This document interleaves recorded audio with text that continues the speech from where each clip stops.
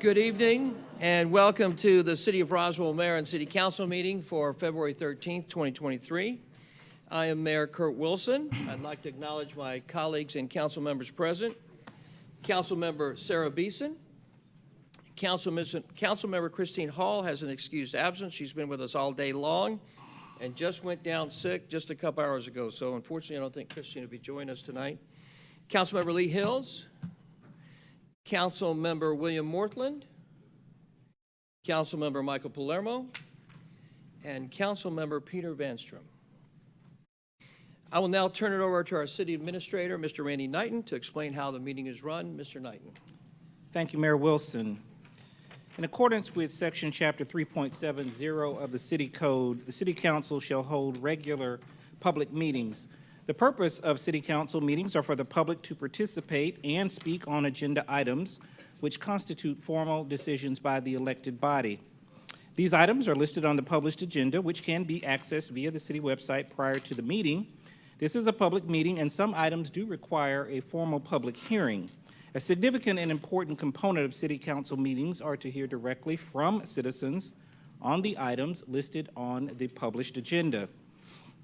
Public comments or questions are essential for the mayor and council to incorporate as they contemplate these decisions. Citizens are at the top of the organizational chart for the city, and therefore it is imperative for mayor and council to hear from citizens in these meetings. If you would like to speak on an item, we ask that you fill out a comment card, which are located at the back of the room and at the podium, in order to ensure an accurate record of the meeting. We ask, of course, that everyone observe the principles of mutual respect and display the appropriate demeanor during the course of the meeting this evening, which should be reflective of this great community. The mayor is the presiding officer of the meeting and will ensure the orderly exchange of comments, questions, and discussion leading to decision-making by the elected body. We'd also encourage everyone in attendance and the viewing audience to visit the city website for meetings, events, and informational items. We also encourage you to review and participate in the various activities and offerings here in the city of Roswell. There are a number of events scheduled upcoming in the city that the mayor will list shortly, which promote community, physical activity, and leisure as we make Roswell the #1 family community in America. Mayor Wilson. Thank you, Mr. Knighton. At this time, I would like to call Pastor Brian Oakes from Christ Fellowship Church to the front for the invocation and moment of silence.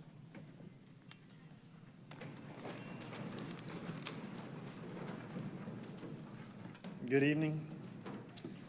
As mentioned, my name is Brian Oakes. I am a resident of Roswell, and I consider it an extreme privilege to open our meeting with thanksgiving and supplication. Please bow your heads in prayer.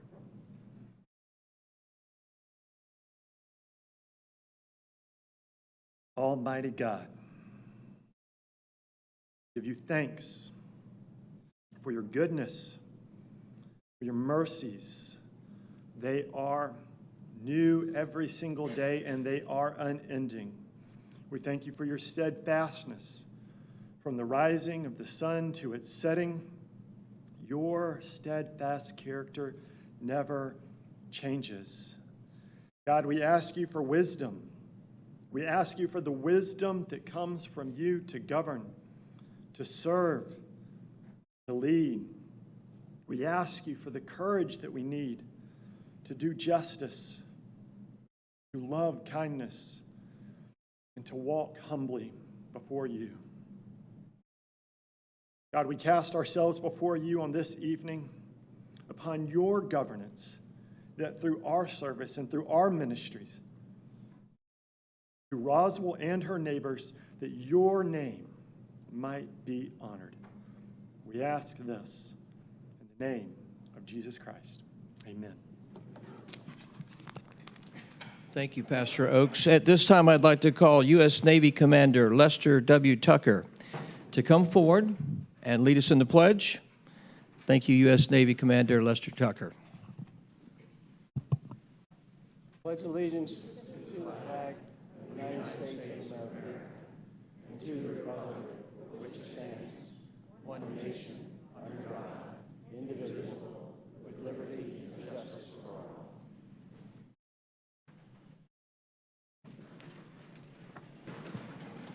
Commander Tucker. I'm going to ask you to stay up there, and I'd like to call the council down with me for the next item on the agenda. Under the mayor's report, which is the reading of a proclamation for the esteemed veteran of Roswell Award to U.S. Navy Commander Lester W. Tucker. Stand right here. Okay.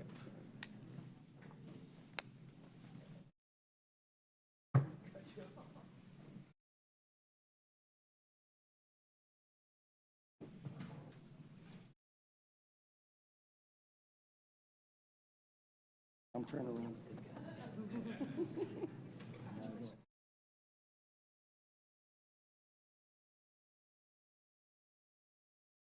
Yes, sir. How are you, sir? I'm good for an old guy. You're looking good, man. Thank you for being here.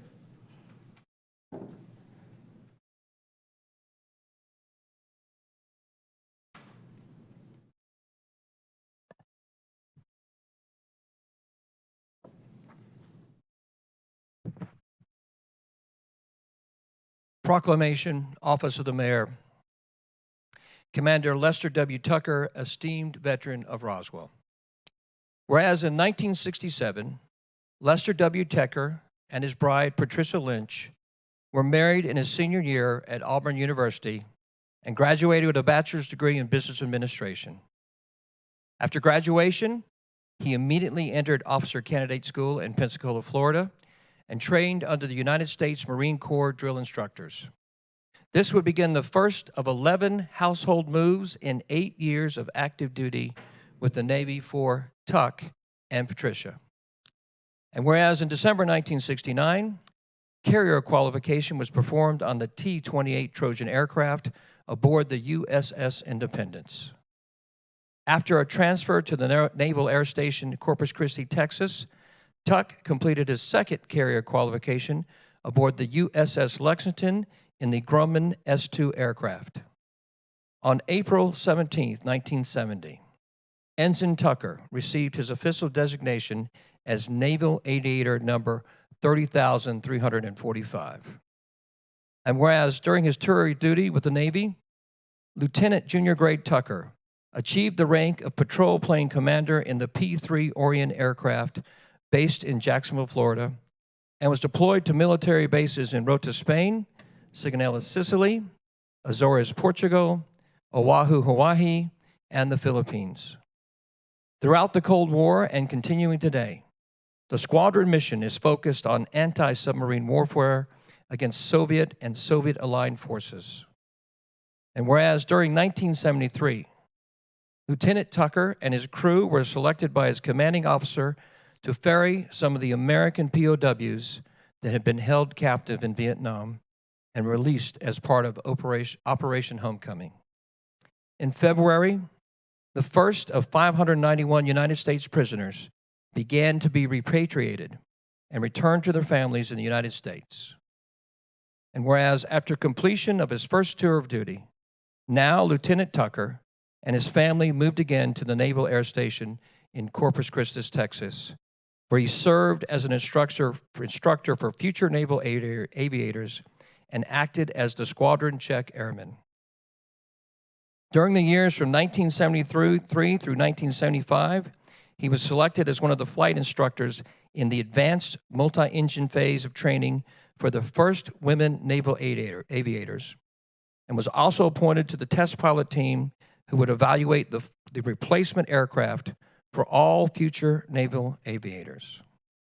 And whereas Commander L.W. Tucker, upon completion of 8 years of active duty and 12 years of flying in the Naval Reserves, was awarded the National Defense Medal and retired in January of 1992. Whereas Tuck pursued his education and continued with night school to earn a master's degree in management, along with a double major in human relations, Patricia Tucker, not to be outdone by her husband, would attend college in as many of their relocations as time would allow. After moving to Roswell in 1976, Tuck continued flying in the Naval Reserves based in Jacksonville, Florida, and Glenville, Illinois. After completing 28 years with United Airlines, Captain Tucker was once again a flight instructor on the Boeing 737 and Airbus A320 series aircraft, and flew his final flight on the Boeing 777 in May 2006. Now, therefore, I, Kurt M. Wilson, Mayor of the City of Roswell, do hereby name Commander Lester W. Tucker, an esteemed veteran of Roswell, and call upon all our citizens to recognize his outstanding service to our country and our community, and that there is no higher calling than those who have served in the United States Armed Forces.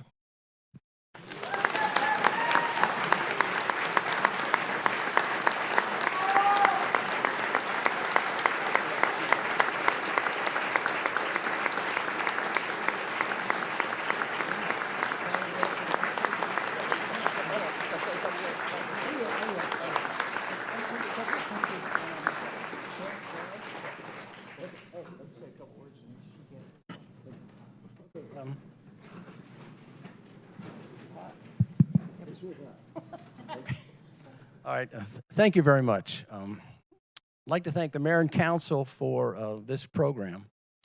And I'd also like to thank Robin Kenner, his executive assistant, who spent a good part of her Super Bowl weekend helping me come up with this little designation. It was above and beyond the call of duty. Okay, so quickly, Robin said that I'm supposed to tell a quick story about something that happened to me in the Navy, which I will do.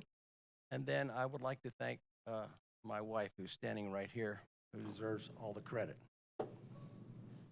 Okay, so when Pat and I moved to Corpus Christi, Texas, and I became an instructor there this time, and this was number 10 of 11 moves. The Navy moved us there.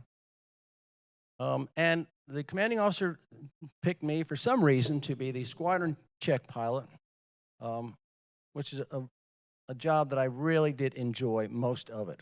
I was in charge of annual checks for all of the other instructors, but also the downside of the job was that I also got to fly with the students who were having difficulty. And so the problem with that is if they got one more down, we would call it, then they would be out of the Navy. And so that part I didn't enjoy too much. So let's talk about a not so typical day. All of us in this room have been in school. Some of us still are. And as you sit there in the audience and you think about all your time in school, you're in a group of people, and maybe the instructor calls on you and maybe they don't. But that's not the way it is when you're going through flight training. There's one student, one instructor. Every question gets directed to you. Also, then we'll put you in a helmet and we'll have your instructor ask you questions while you're listening to the ground controller, the air traffic controller, so on and so forth. Then we'll give you an oxygen mask so you can hear yourself breathe. And then we want you to maneuver your hand and feet to maneuver the airplane. And so at various stages along the way, a lot of people don't qualify. They don't make it all the way through. So I was the final filter, if you will, in that. If I could, this was a multi-engine airplane, high wing, and it had the controls were right in front of me up here. So stay with me. You had a gear handle right here, which raised the gear. You had three other levels. One controlled the propellers, one controlled the throttles, and one was the mixtures, which would shut off the fuel to the engines. We maintain a certain number of aircraft to take to the carrier, and so all the aircraft that we used to bring to the carrier would have what's called a spring bungee on the mixtures, because when you get a cat shot, the mixtures could come back and you don't want the engines stopped.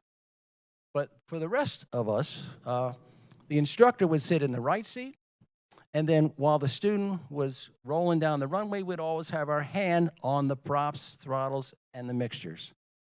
So the student was having a great amount of difficulty.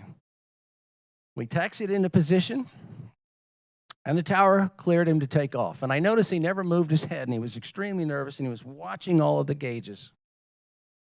And I said to him, okay, you're cleared to take off. So he rushed the throttles forward with the brakes still applied. That was one of two things that saved my life. The airplane leapt forward. So now we're rolling down the runway smartly. And then the airplane got to the point where it really wanted to be flying. He was never raising his head. We were actually starting to bounce down the runway.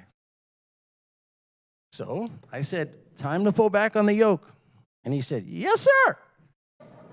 So he yanked the yoke back up in his, he yanked the yoke, and the airplane leapt into the sky. Tower cleared us for takeoff. Tower started talking to us, and I said, okay, bring up the gear. Bring up the gear. He never raised his head. He reached his hand up and pulled both mixture controls to idle cutoff, shutting off the fuel to both engines. It almost broke my thumb. I was able to get the right engine going almost immediately, and the left engine was sputtering. The thing about an airplane, when you've got full power on one engine and not too much power on the other, you can't keep them going straight. You have to have a certain amount of airspeed. So that meant I actually had to lower the nose to get up enough airspeed. They always say, anybody who's been in a car accident or anything like that, they say, the things slow down. You remember things. They stand out in your mind. What stood out of my mind at that moment was, as we were going down, I could look out at a lady below me in her yard watching me descending into her yard. Finally, the left engine started to sputter and cough and sputter and cough. And it finally caught.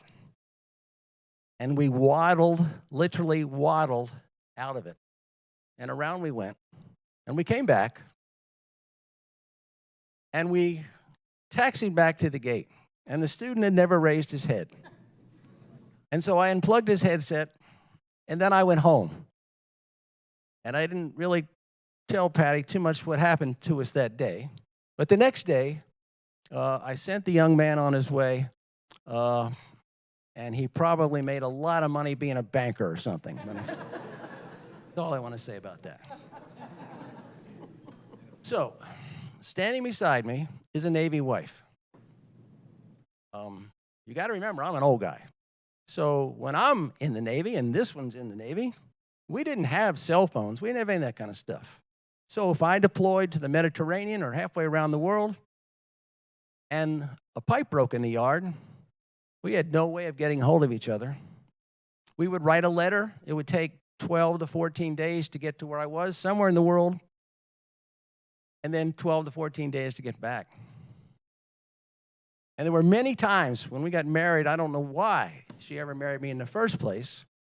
She had a job, she had a car, she was putting herself through school, and many times during the military and today, she still wonders, why the heck did I marry this guy?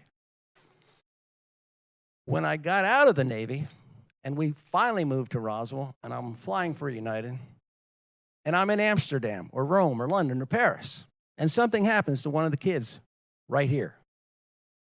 So, I will end my talk to say, you may notice that she wears Navy wings like me. She earned them. And we would like to say to you, thank you so much for helping to pay our retirement.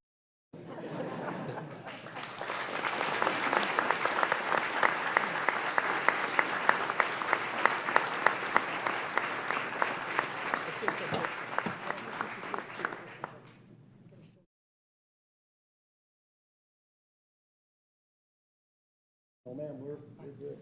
They can watch it on television. Thank you, man.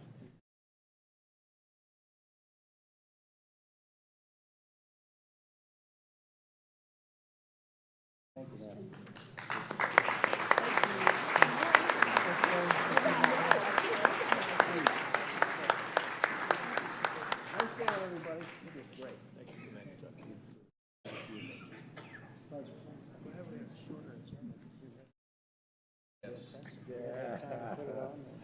Thank you, guys. Thank you, and I didn't know, War Eagle. Yeah. War Eagle. My husband and I, both of our David's the kids. same way. David Davison? Yes, Thank you, yes. man. Thank you.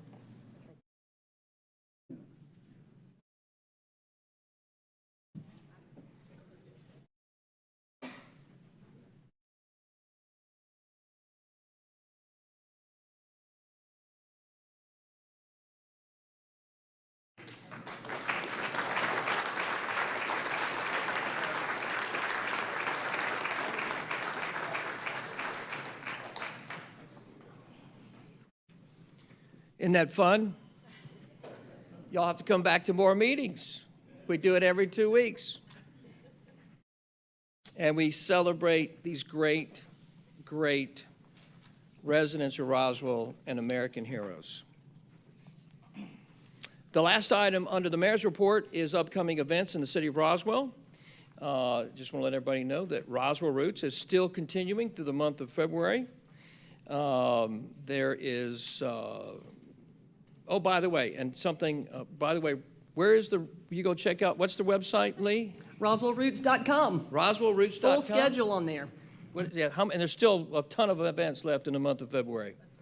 I'd also like to add that Christian Riley, who served as a council member here in Roswell from January of 1998 through December of 2001, passed away on January the 2nd. Kristen served in public office at the Roswell City Council, Fulton County Commission, and Georgia Secretary of State. She most recently served on the Historic Gateway Citizens Advisory Committee. Please keep Kristen and her family and her friends in your thoughts and prayers. That concludes the mayor's report this evening. Next is the consent agenda. Does council have any questions or comments regarding any items on the consent agenda?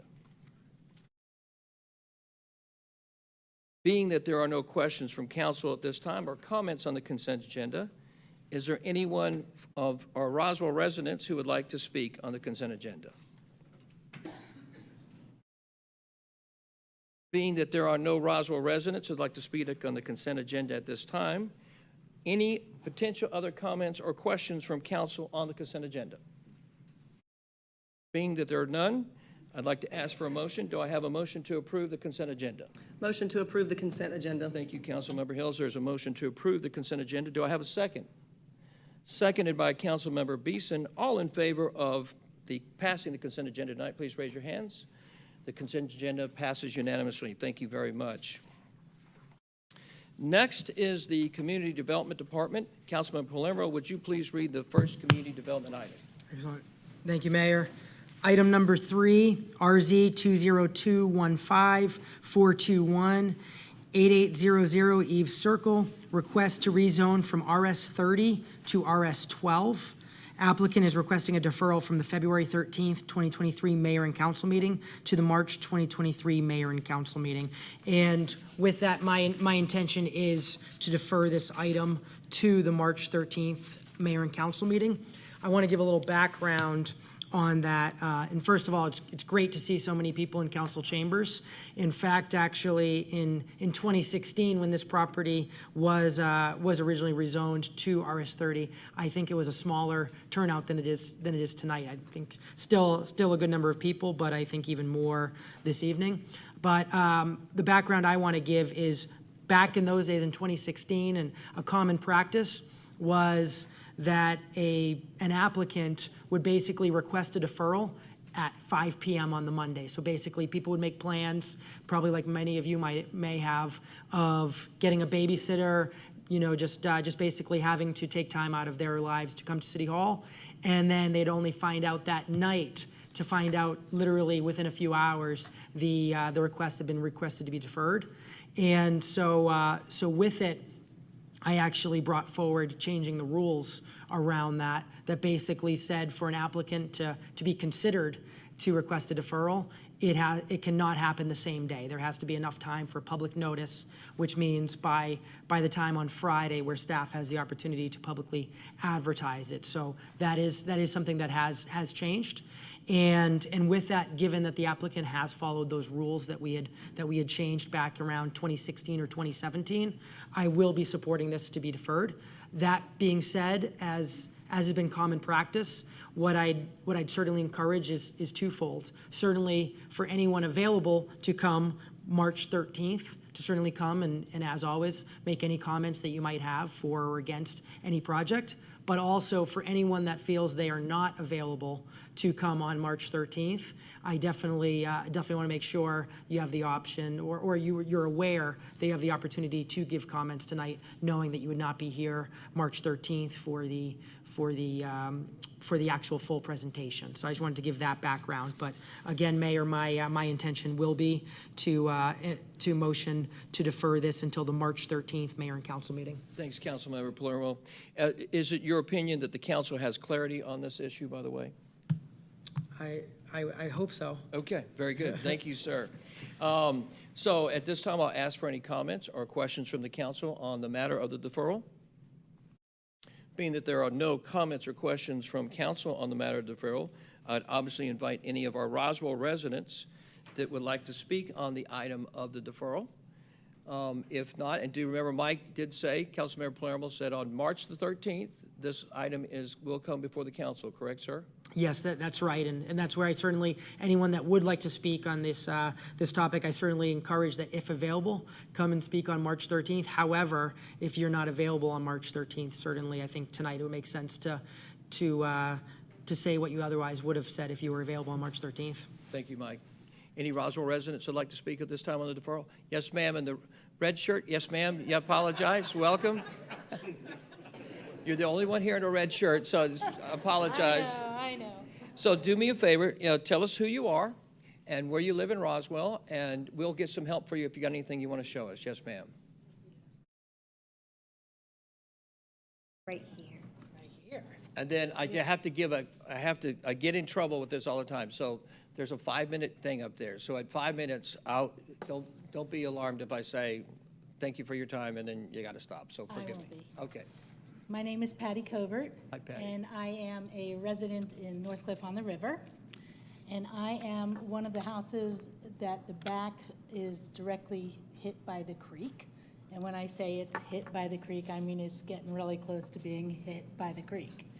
I bought my house 9 years ago, and in my household, I have my father, my mother, my aunt, my uncle, and my husband. 4 out of 5 of them are stroke victims, and one of them has dementia, so I am a caregiver for them and still run my own business, as well as having 4 gorgeous grandsons. And I no longer can enjoy my house that I purchased with the hopes of retiring and enjoying my home.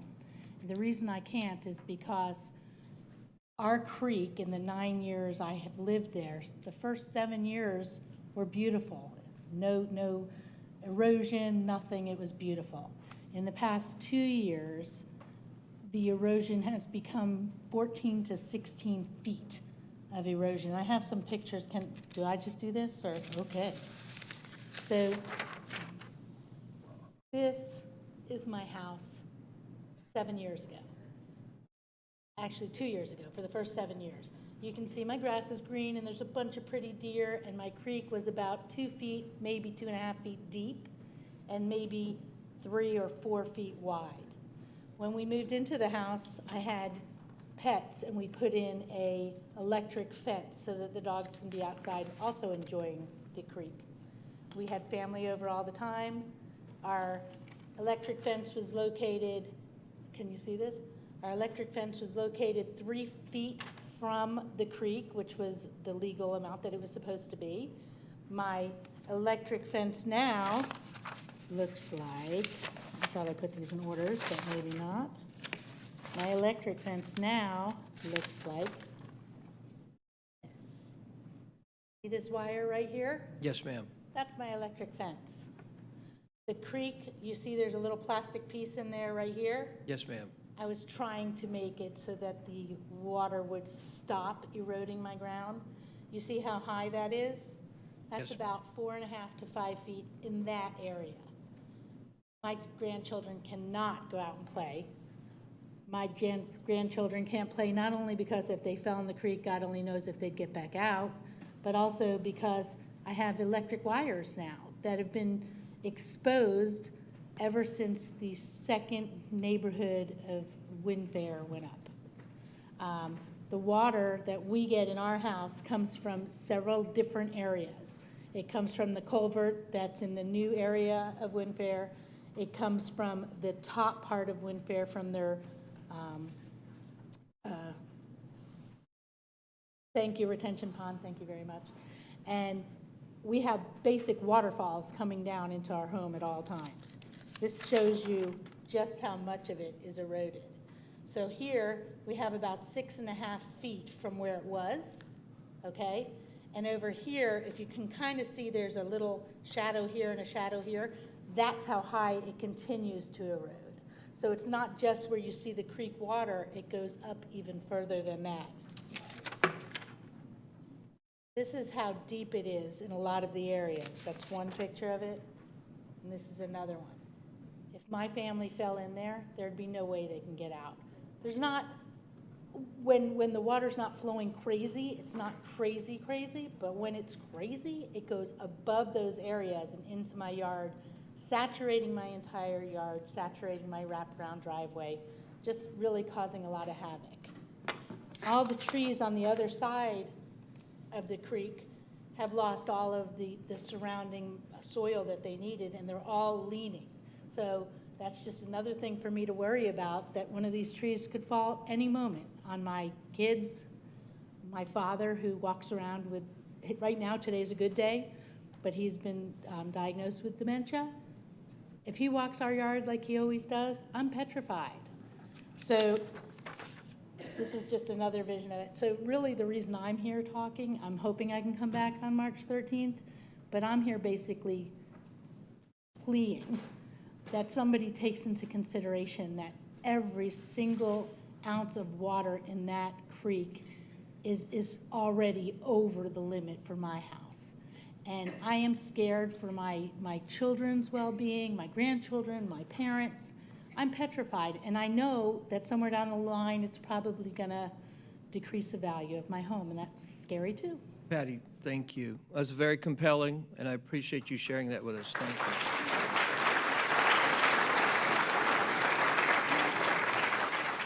And I hope, Patty, I hope you can come back on March the 13th.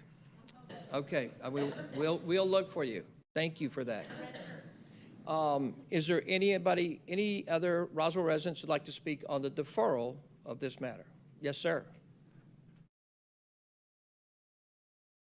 Welcome. How you doing? Good. And please share with us your name. It's not Flash Gordon, I can tell, but you're. My name is David. Hey, David. Where do you live?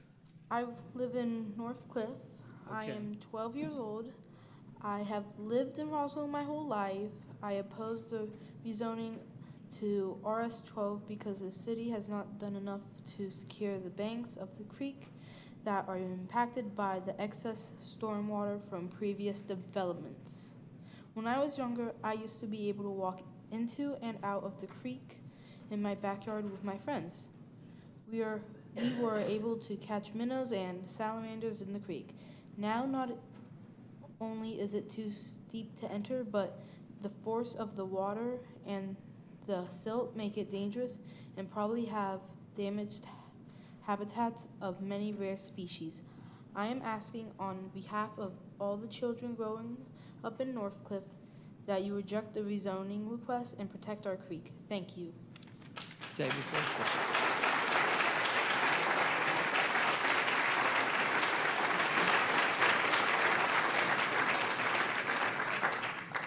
David, that was well done, and I hope you can come back on March the 13th. Well done, and we all share your melancholy over losing a great creek to be involved and play in.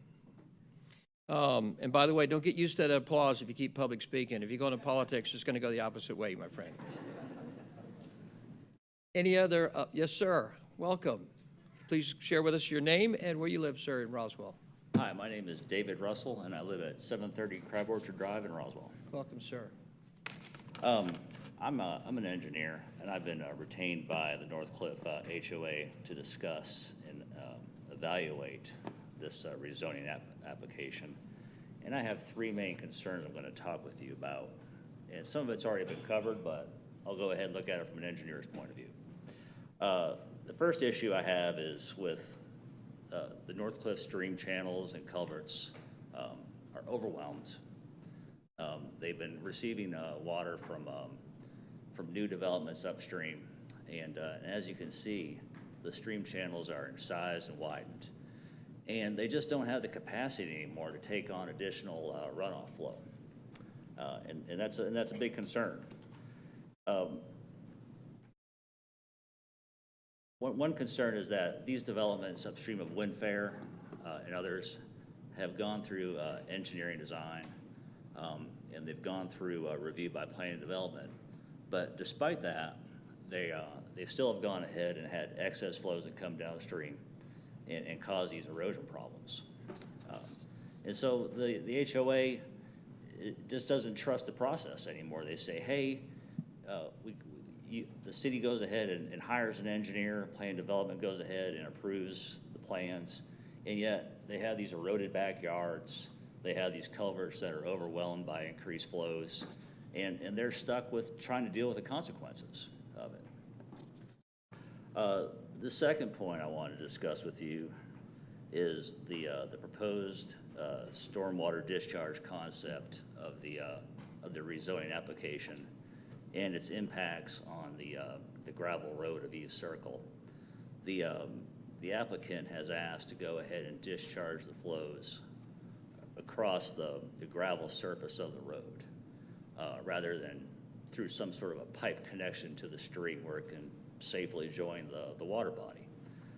What we're concerned about is that water is going to go ahead and discharge to the gravel surface of the road and collect on the road, and eventually find a way off the road down the side of the bank of East Circle, which is going to cause an erosion issue, and it's going to cause more sedimentation to enter the creek and go downstream. So we just don't think that their concept of how they want to discharge the water from the development is a sound idea. The third issue I want to discuss with you is a retaining wall. East Circle is a very narrow right-of-way. It was built in a different time of road building. It has very steep slopes and a short right-of-way. They're proposing to go ahead and put in a widened road, and to do that, they have to go ahead and put in new fill, which is supported by a retaining wall. That retaining wall, along with the road, is within the 25-foot and the 50-foot stream buffers of the stream. And to put in that retaining wall, it's going to go ahead and take out a lot of trees along the stream bank.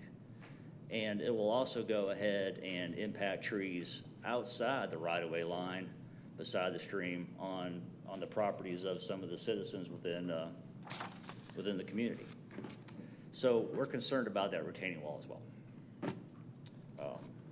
So with those 3 points, that concludes my remarks. David, thank you. So March 13th.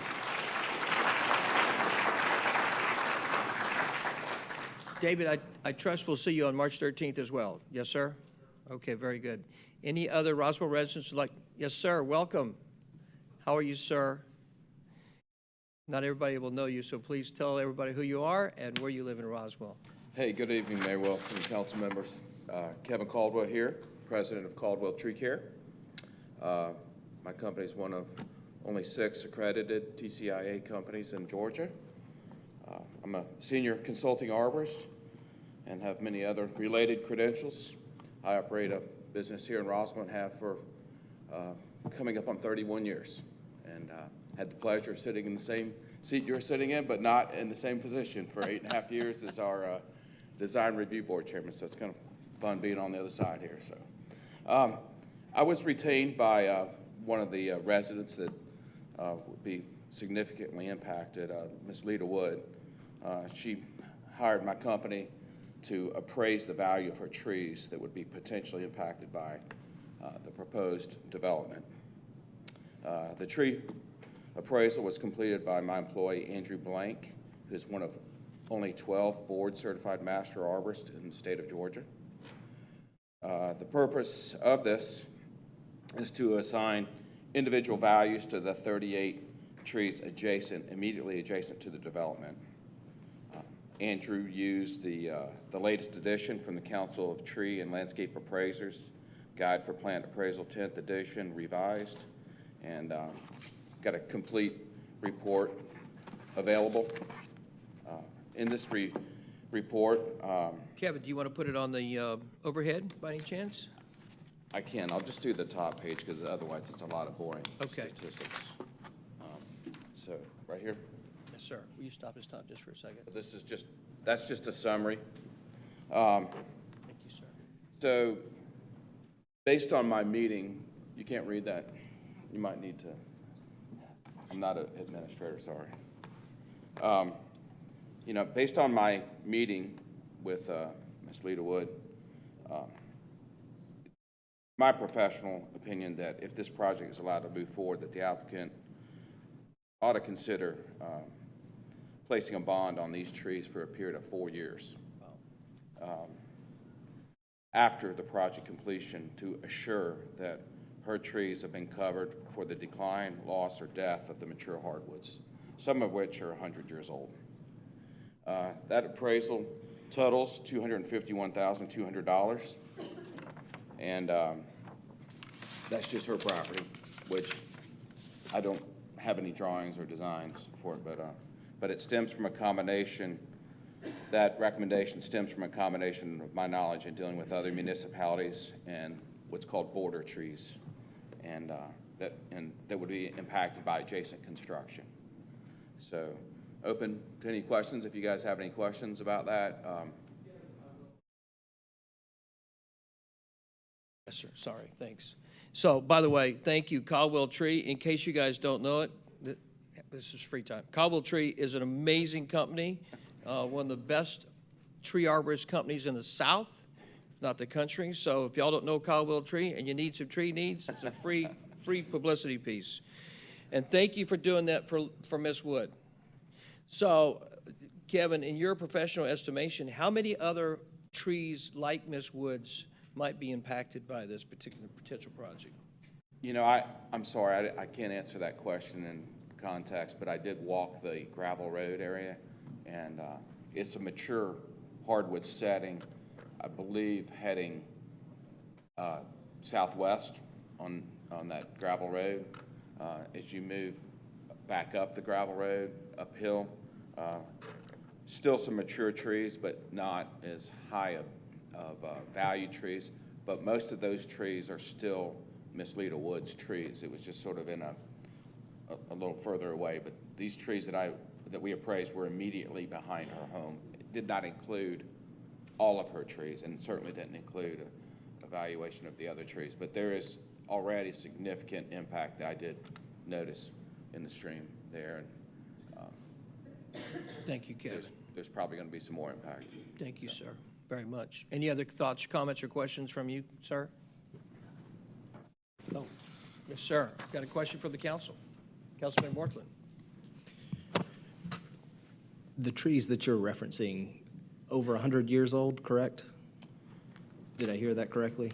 There are some white oaks that are right at that 100-year-old juncture, in my estimation, yes. Would these be considered pole trees if they were to go to mill? I'm sorry, what was the reference? Pole trees, straight, highest quality, genuine, or short? Yeah, but that's actually a lesser value than what they would be appraised at on a residential setting. So do you? Yeah, they're high quality trees. Thank you. Thanks, Councilmember Mortland. Any other comments or questions for Kevin Caldwell? Kevin, does that conclude your remarks? Thank you so much for being with us. Thank you, sir. Appreciate Caldwell Tree.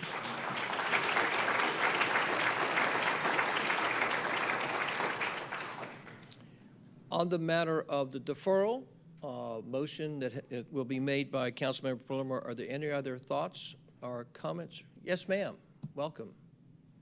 How are you? I'm well, thank you. Please share with us who you are and where you live in Roswell. My name is Melissa Strickland, and I'm also from the Red Shirt Society, North Cliff on the river. And so I just wanted to ask, this is actually my first time ever doing this, but I thought I had a question. And one, first, thank you for your explanation that there seems to be a change that you're going to affect where if something like this happens in the future, that a developer or whomever would have to give more lead time. You can see a lot of us have shown up today. I left early, my job today, from downtown Atlanta to get here. Did not get the memo about the red shirts, though. Sorry. My question is, it seems like it's a foregone conclusion that we're going to defer to March 13th. What went into that decision? Because there's a lot of us here, and I personally would like to know, you know, this has been out there for a while. Why isn't the developer ready to go? You know, why does he need, or she, need another month? I think we all deserve a little bit more than we're going to defer to March 13th. So I think we'd all just appreciate that.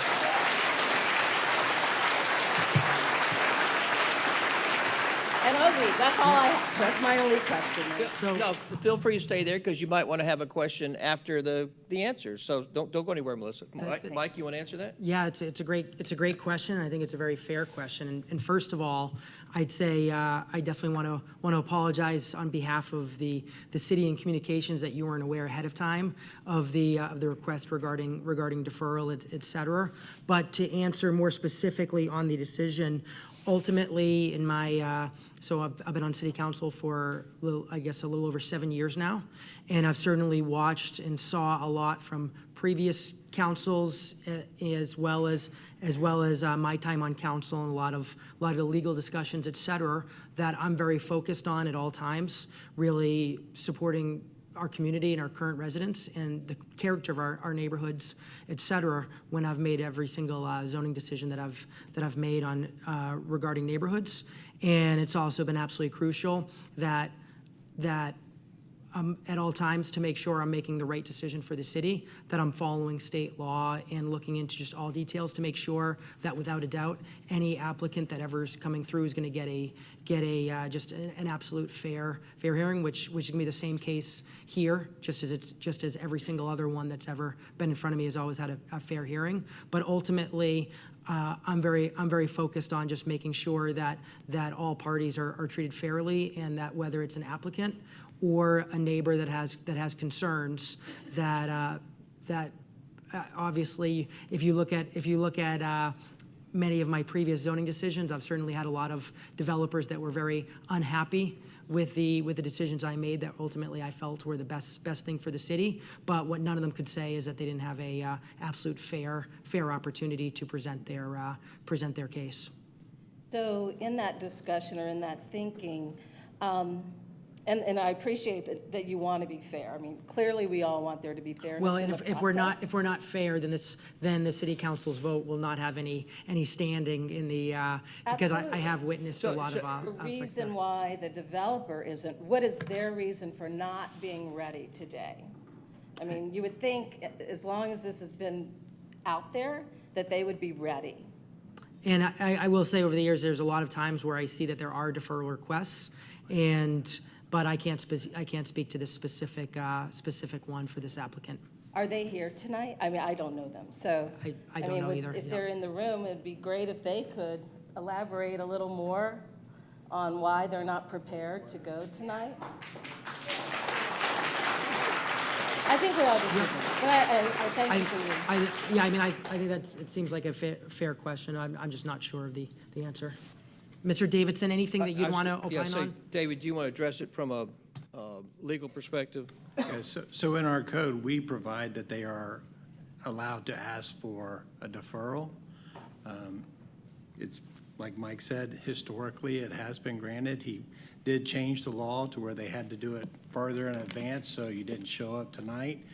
It was, I guess, a lack of communication on our part that we didn't let everybody know that it was, they've asked for deferral. As for why, I guess the applicant is here and he might be able to address why they need the deferral. And that's okay. I mean, that's fair that got away from you. But it's, again, we're really pressing just to understand, peel that onion back a little bit further as to why. I'll address it just as Thank you, Mayor. Michael is our resident expert on zoning. And it's funny, so we talked when we brought Sarah, she's excellent on zoning, and Peter's excellent on zoning, and of course, David. But on these, one of the questions, learning from a person of newly elected in the last 14 months and kind of learning the process, there are still things that we need to correct in our ordinances and codes. For example, and you just illuminated one, and Michael said, hey, we corrected some of this, but I don't think we corrected enough of it. For example, perhaps it might be a good ideal, and I'm just throwing this out there to the council, that perhaps in the future that if there is a deferral requested, that the reasoning for the deferral be clear and illuminated well in advance. I would also say,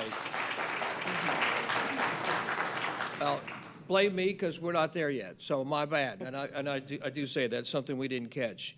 From the standpoint of, Michael addressed it, you know, the standpoint of an equal opportunity for an applicant to present their information in a public setting, for the residents of the community to be able to respond favorably or not favorably to that.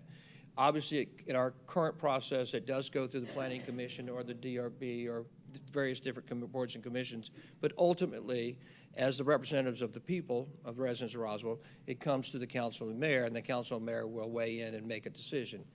And that's why you're here, right? Because you understand that that's the most important part is, hey, council is ultimately going to make that decision.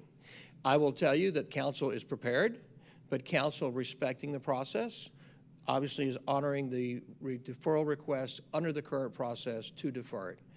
I will give you this 2 cents from me. We'll get much better about communicating well in advance. And maybe with the council's permission, maybe we will create greater clarity about the reasons for deferral so that you have an understanding of why that happens. I can't give that to you tonight based upon the process, so I do apologize, Melissa. That's fine. Fair. Did he have anything? Did they have anything they wanted to say? I saw you get up. Well, if he does, you got to go away. I will. No, I'm happy to. I'm happy to. Thank you for your time. Thanks, Melissa. Thank you.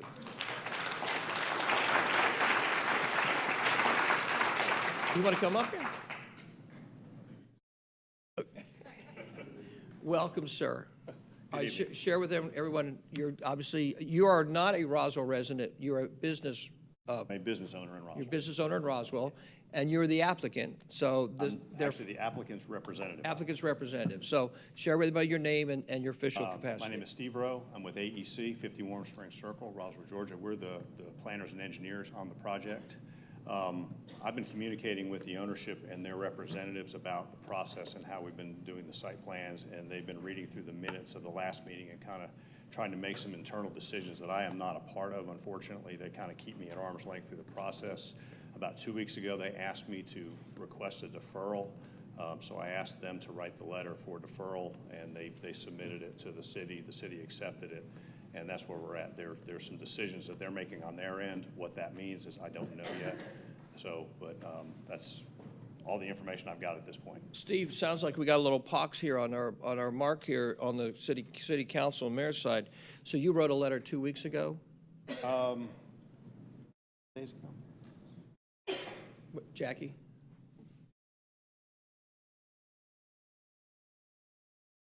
Yes, the city received it about 10 days ago. However, as stated, although they do send a request for deferral, which we informed everyone of, the council still has to vote on it.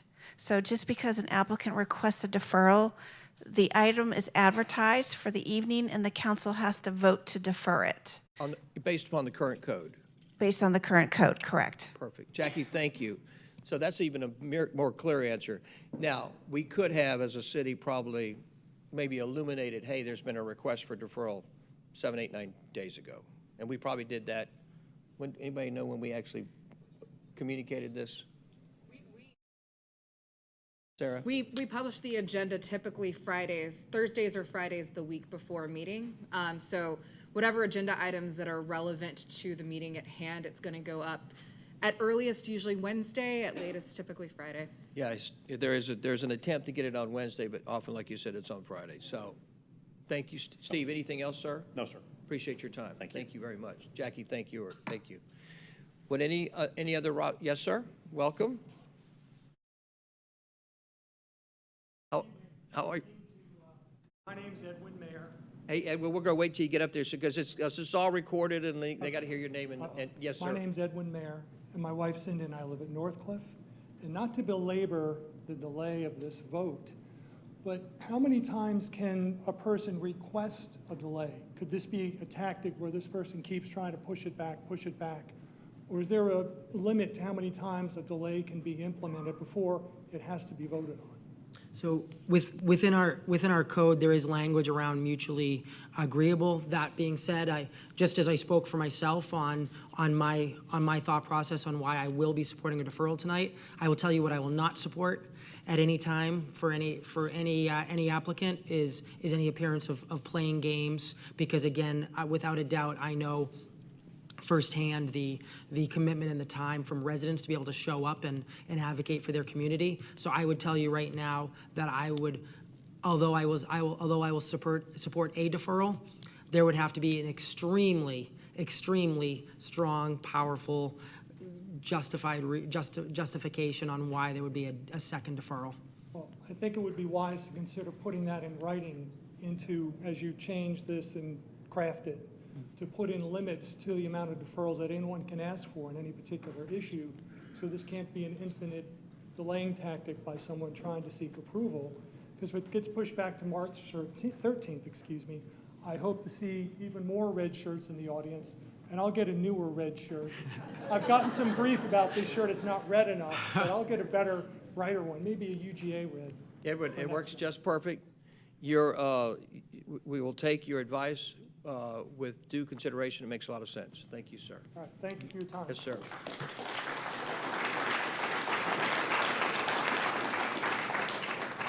Yes, sir.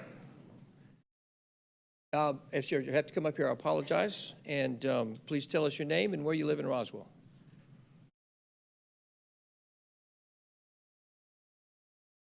So my name's Don Brown. I live in North Cliff on Bluffview Trace. I just had a Don. couple of follow-up questions from the last gentleman addressed to Mr. Palermo. So really explicitly, are you going to support another deferral if this comes up in March? What I want to be clear to the applicant, there would have to be some incredible extenuating circumstances that is absolutely discussed. And what I can tell you is my expectation is that on March 13th, the applicant's prepared for a final decision on the hearing. I think that's a reasonable, I don't want to answer for Mike. It's our expectation, Don, that this matter will be addressed by the mayor and council on March 13th, period, end of story. Okay. That's my expectation. I appreciate that. And then just one more clarifying question. Let's say we do get a further deferral request. I'm not asking for it to be denied. What I'm asking for is your explicit agreement that the reasons, the extenuated circumstances that you just said will be revealed to everyone at this meeting. Is that also something you commit to? Without a doubt, when I say there would have to be some very extenuating circumstances, there'd have to be some very extenuating circumstances that are crystal clear to everyone in these chambers and everybody listening into the recording, that without a doubt, my expectation is that we would be having this hearing on March 13th, and without a doubt, there would be very clear, very extenuating reason if we were not having a hearing on the 13th. And it will be public? Yes, when I say clear, I mean public, absolutely. Okay. Yep. Okay, thank you. Thank you, Don. Yes, sir.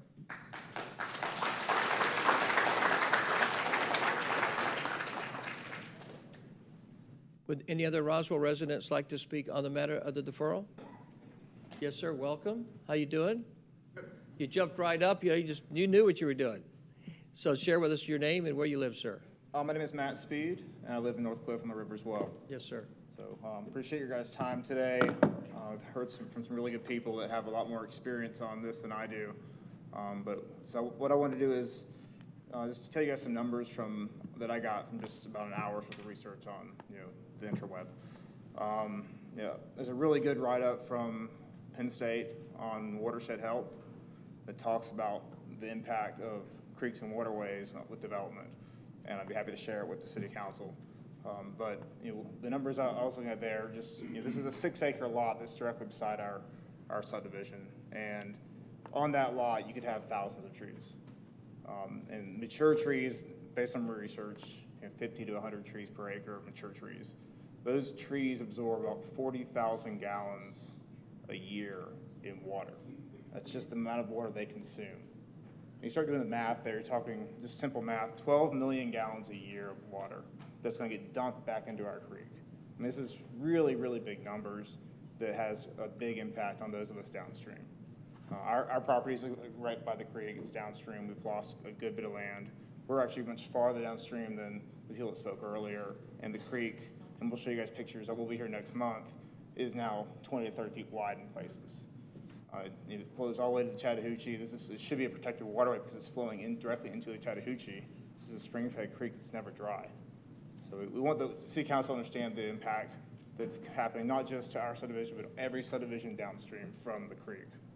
So those are the numbers I want you to have, and we appreciate your time. Really consider this carefully. Matt, thank you, sir. Thank you very much.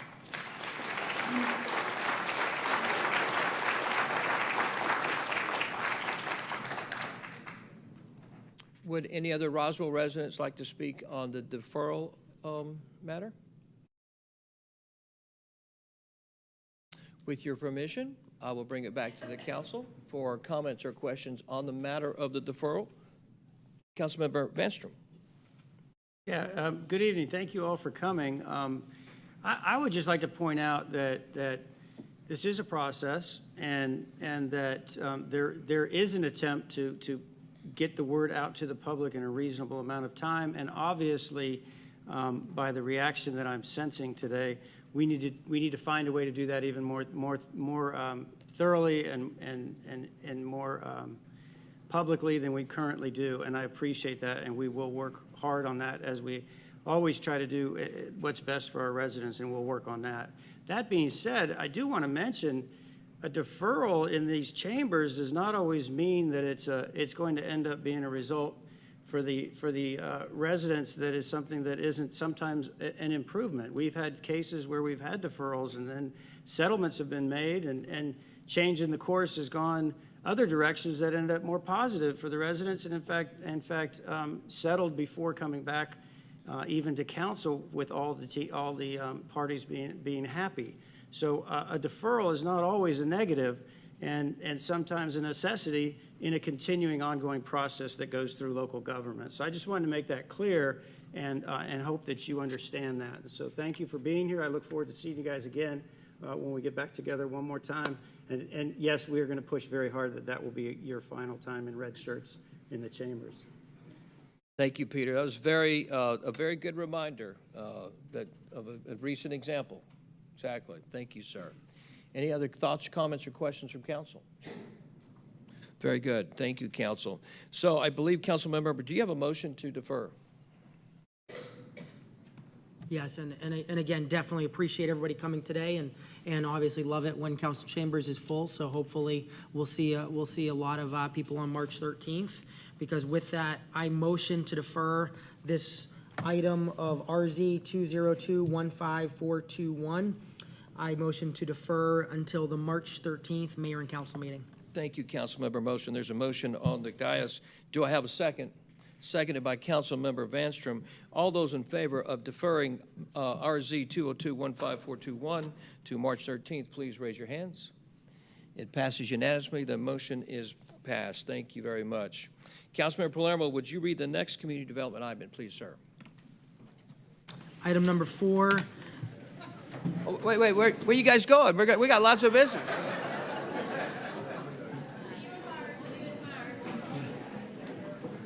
Item number 4, RZ 2022-4515, CV 2022-4516, 775 Hembry Road, request to rezone from Civ to RS30.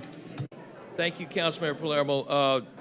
Jackie, would you come forward? Or Julie. Julie, you're coming forward. All right. Well done.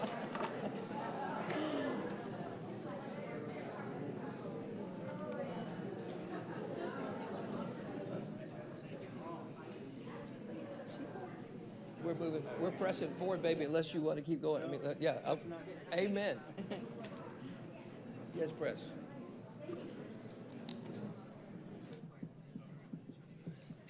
By the way, the doors are closing, so if you're not out in the next 30 seconds, you get locked in here for like 2 hours.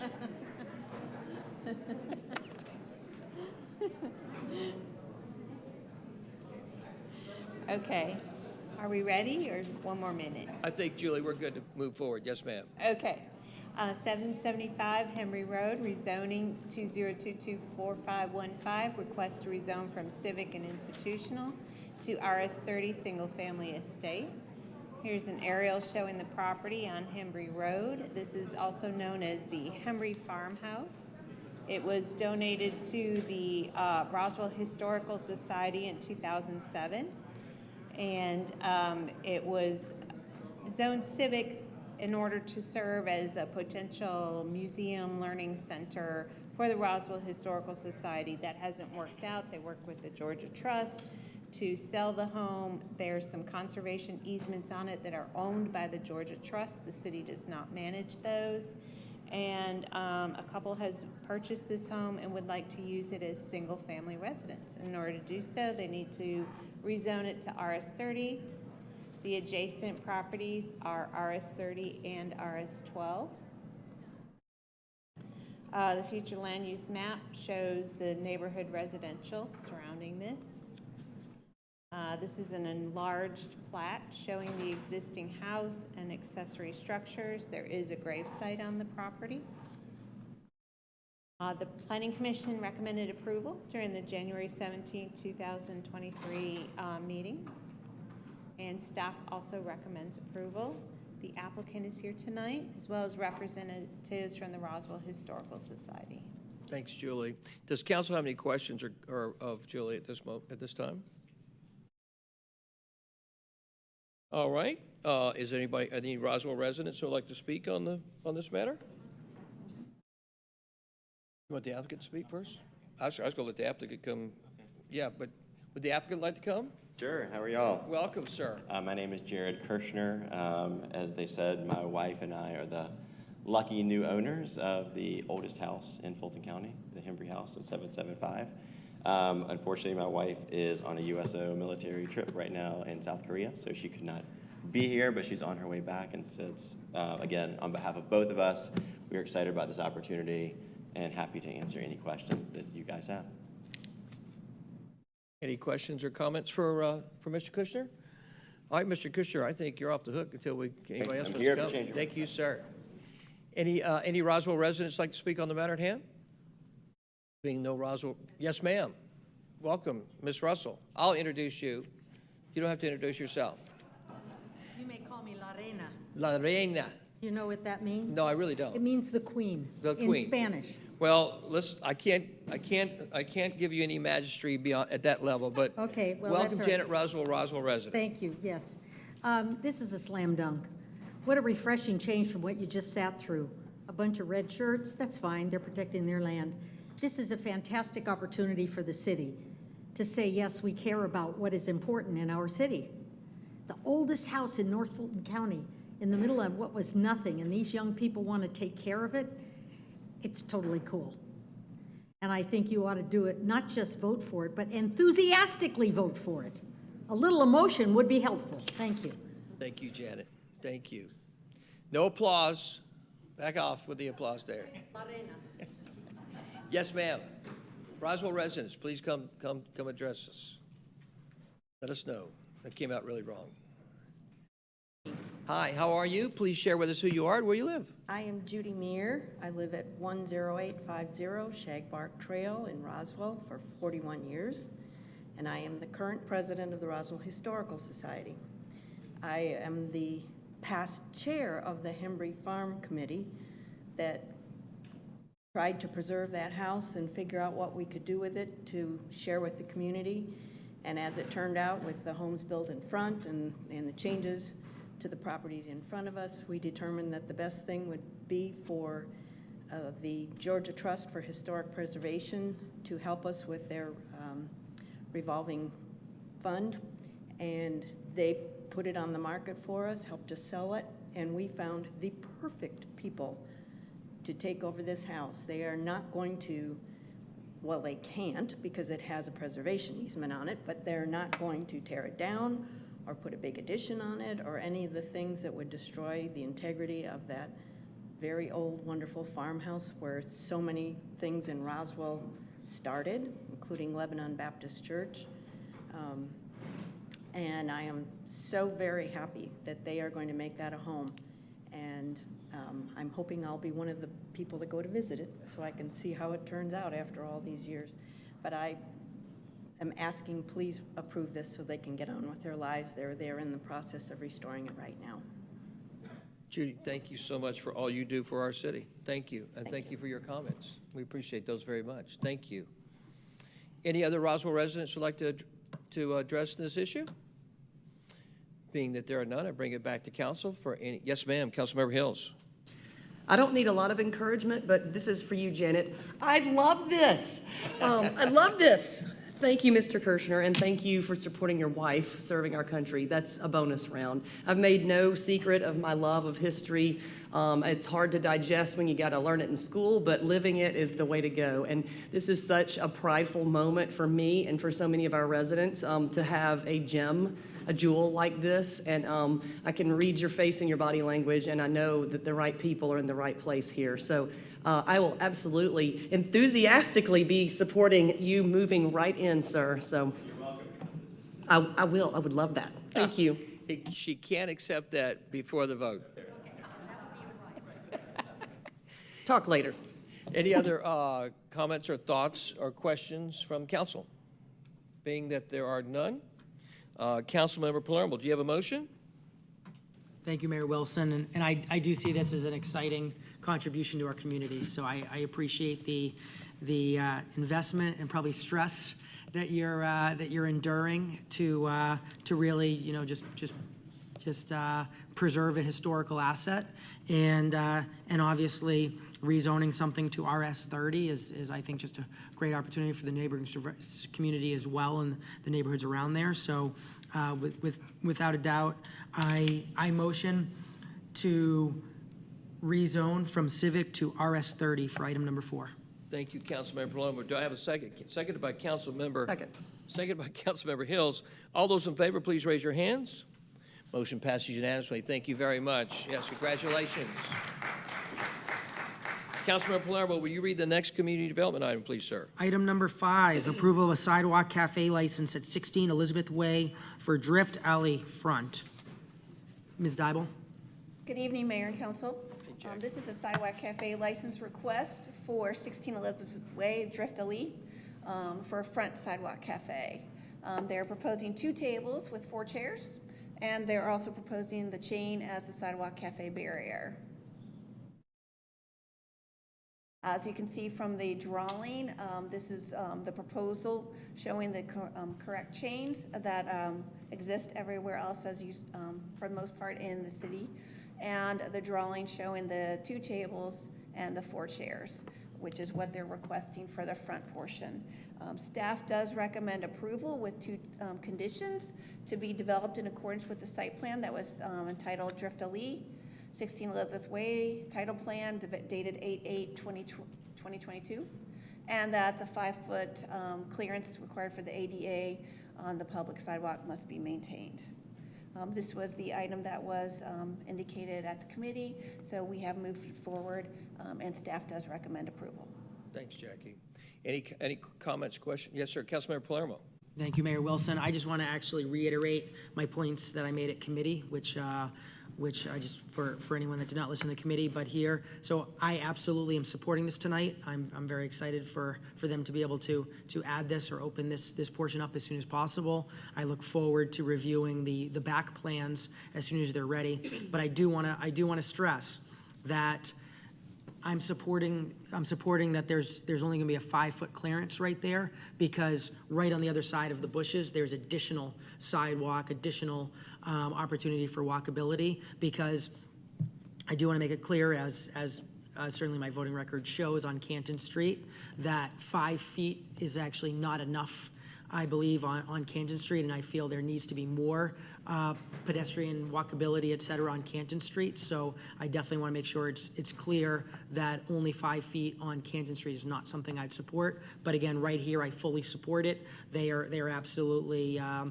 think, a very reasonable request, and a lot more space to walk on the other side of the bushes, and frankly, a little less clutter from a pedestrian standpoint than we get on Canton Street, et cetera. So I'll without a doubt be motioning to approve this tonight. Thank you, Mike. Any other thoughts, comments, or questions from council? Being that there are none, I'll take it to our Roswell residents. Any comments from Roswell residents on this matter at hand? Being that there are none, I bring it back to the council for any additional thoughts, comments, or questions on this matter at hand. Councilmember Palermo, do you have a motion, sir? I look forward to hopefully seeing a lot of people enjoying sitting outside on these new outdoor seats. And I motion to approve this sidewalk cafe license at 16 Elizabeth Way. Thank you, Councilmember Palermo. Do I have a second? Second. Seconded by Councilmember Hills. Thank you very much. All in favor of the approval of this motion, please raise your hands. The motion passes unanimously. Thank you very much. All right, Councilmember Palermo, will you read the next community development item? Item number 6, RZ 2022-3878, CV 2022-3881, 385 Pine Grove Road, request to rezone from RS18 to RS12 and concurrent variance to reduce front setbacks on all lots. Ms. Dybel? Yes, this is 385 Pine Grove Road, RZ 2022-3878 with concurrent variance 2022-3881. Rezoning request from RS18 single-family suburban to RS12 single-family suburban with concurrent variance. They're looking, as stated, to rezone from RS18 to RS12. They're proposing 8 lots. All lots meet the 18,000 square foot minimum for the RS18 zoning. They are asking for a concurrent variance to the front setback to go down to 20 feet on all lots. So along Pine Grove Road, the lots would go from a 40-foot front setback to 20 feet. On the internal road, the lots would go from 35 feet to 20 feet. This is the aerial view of the property showing 385 Pine Grove Road. The zoning of the property is RS18, and as you can see, it's RS18 surrounding the entire property. The future land use map indicates neighborhood residential as the character area for this property.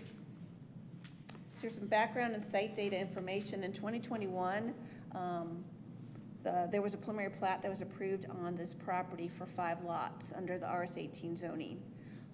They have, as indicated, requested a rezoning to go to RS12. So to show this, the number of lots in 2021 was for 5. They're proposing 8 with this rezoning request. The lots ranged from 18,093 to 47,300 plus in 2021. They're in the same range for the 2022 site plan. The lot width, road frontage, under RS18 is 100 feet is required at the road frontage for RS18 lots. The requirement for lot width is 85 feet under RS12. There were no variance requests for the RS18 preliminary plat. They do, as indicated, have a variance request under the proposed rezoning. In the preliminary plat that was done in 2021, they had above-ground stormwater management pond in the common areas. Under the site plan they're proposing this evening, they are proposing to do underground stormwater facilities. They had 2 common areas in the preliminary plat, 14,500 and 19,200. On the proposed rezoning, they're showing 1 common area of 8,500 square feet. And the sidewalks are the same as indicated on the chart above, with a 10-foot multi-use trail on Pine Grove and 5-foot interior sidewalks. It's a copy of the site plan as indicated, lots 1 through 8, 2 lots on Pine Grove Road with lots 3 through 8 on the internal road inside the subdivision. The tree plans shown for street trees along the internal road and along Pine Grove Road that are proposed. The Planning Commission did recommend denial of both the rezoning request and the concurrent variance request during their January 17th, 2023 hearing. The staff did recommend approval of the rezoning request from RS18 to RS12 and approval of the concurrent variance request to reduce the front setback from 35 feet to 20 feet on lots 3 through 8 of the internal road. Staff recommends denial of the variance request from 40 feet to 20 feet for lots 1 and 2 on Pine Grove Road. And the reason why staff recommended denial of the variance request on Pine Grove is due to the houses that are currently along Pine Grove Road. A lot of them sit 40, 50 or more feet back along the road, and staff felt that these houses need to stay at the 40-foot setback. Do you have any questions for staff? Any thoughts, comments, or questions from, for Jackie from council? Thank you very much. Any, Rob? Applicant is here, too. The applicant is here. Would the applicant like to address the council?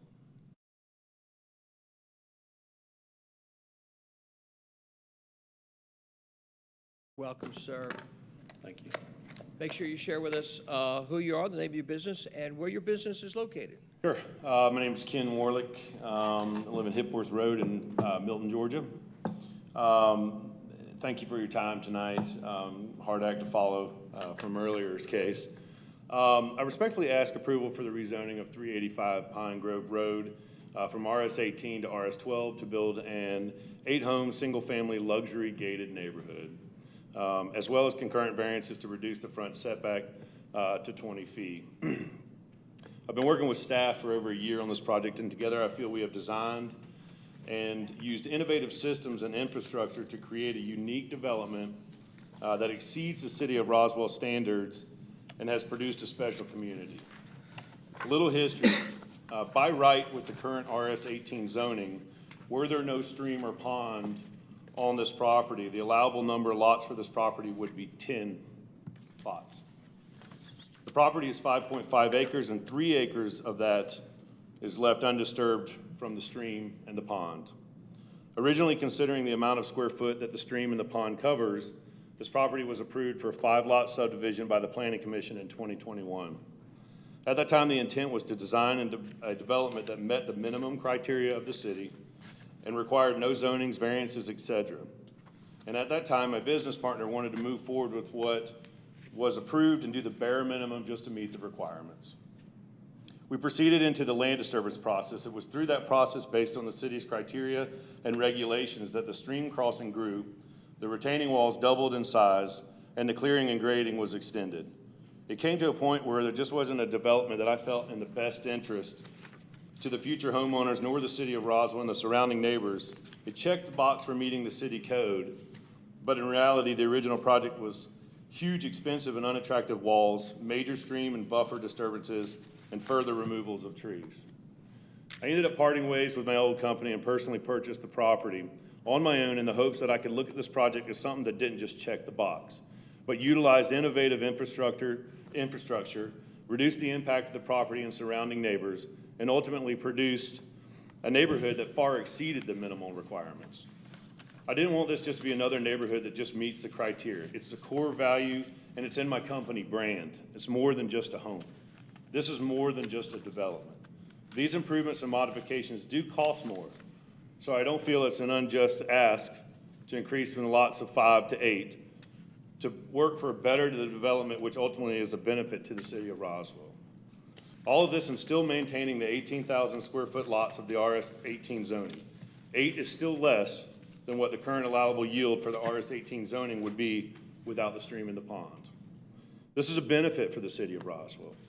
It eliminates maintenance responsibilities for the upkeep of the infrastructure from the city. It removes a 300-foot-long, 12-foot-tall, unsightly above-ground concrete retention wall and exchanges it with a state-of-the-art underground water system that replenishes groundwater. It adds high-end luxury homes that generate high property tax revenue. It brings executive-level homeowners to live, work, and play in the city of Roswell. It helps piece together a pedestrian trail for the connectivity to downtown Roswell with the 10-foot sidewalk. It greatly reduces the impact of the existing stream by utilizing a new, innovative, and less evasive stream crossing context system. It fits within the comprehensive plan. The proposed tree density is almost double the minimum required, so we are saving and adding more trees.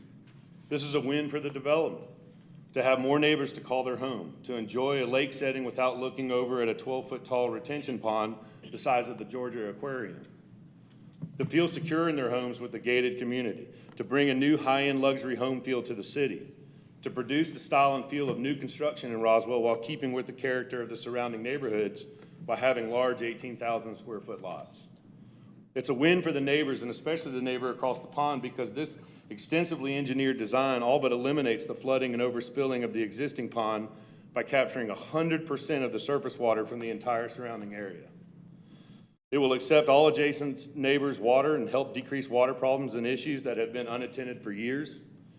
The new design eliminates the 12-foot tall retention pond wall that was originally approved by the Planning Commission, so there's no unsightly giant wall facing the neighbor's property which overlooks the pond. This allows us to plant more trees and to address the privacy concerns that the neighbor across the pond had. The neighbor across the pond's attorney mentioned to the Planning Commission they did not want to look across the lake and see a giant retaining wall. This new proposal eliminates that. This will be a private development, so the HOA can be responsible for the maintenance and the infrastructure for the entire development and help share the responsibility of the pond instead of relying on one sole person for that burden. I had a great meeting with Mr. Andrea and his attorney. I know their concern is privacy. I explained whereas now there's 0 trees right now and 0 privacy from our property to his, we would be planting overstory trees and evergreens along the shoreline of both of our properties to help create privacy measures that benefit both owners. We both want the same thing. Another neighbor at the Planning Commission meeting made a comment regarding allowing variances for the lot width at the street frontage instead of rezoning to the RS-12. I think that's a great idea. Should the council see that as a better and more viable option for this development, I would gladly accept that recommendation and approval of a variance. The rezoning request is solely to reduce the lot frontages from 100 to 85. The initial approved preliminary plat was just that, preliminary. It was the minimalist concept that stuck within the confines of the city of Roswell zoning. It did not incorporate all the strict UDC requirements, public works, transportation, fire, environmental restraints that come with developing in Roswell. It was only through this process of the LDP that we realized this initial and approved design was just not conducive to what the potential, the betterment of a design and development that this property could become. It's not my intent just to check the box. It is my intent to produce and develop a community that I am proud of and that the city can be proud of, because it's not just out of haste, but out of desire to do better, to be better, and to create something that the citizens of Roswell can look at and say, that's a well-planned and designed attribute to the city. I want to set a precedent and not status quo. This isn't about yielding more lots or making high margins. This is what my vision for my company's future and the future of single-family, high-end luxury residential neighborhoods and developments should look like in any city, and in this case, the city of Roswell.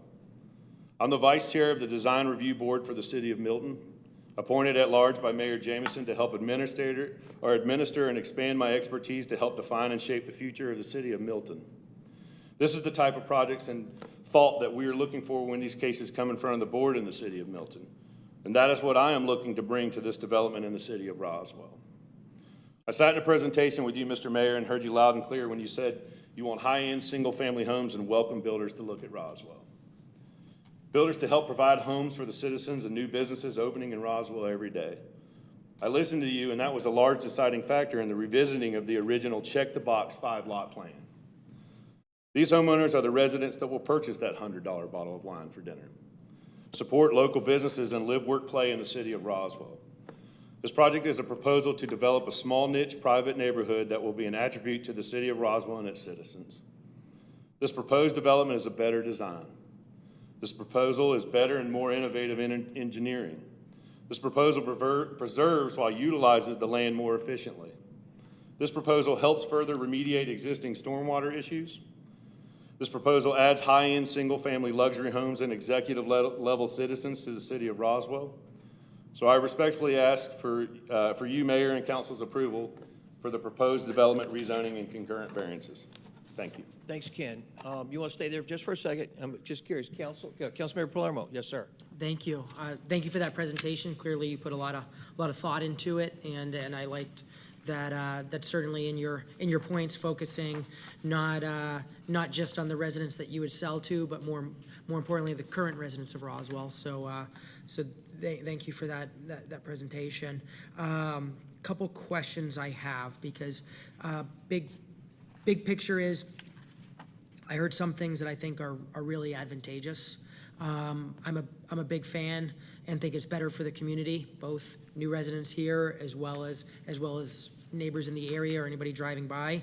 I think is a big benefit to move from above ground stormwater to below ground stormwater. So that's certainly attractive to me. That's one example of the things that gets me wanting to discuss this. I'd say ultimately, what I want to discuss with this council is I am not supportive of moving from RS-18 down to RS-12. However, I am supportive of wanting to consider concurrent variances as you mentioned, and actually as was raised at the Planning Commission. So I think those are things that I want to discuss, because ultimately I see the I see moving to underground stormwater is definitely an advantage and an improvement compared to the approved plan that you already have the ability to do without any weighing in from City Council.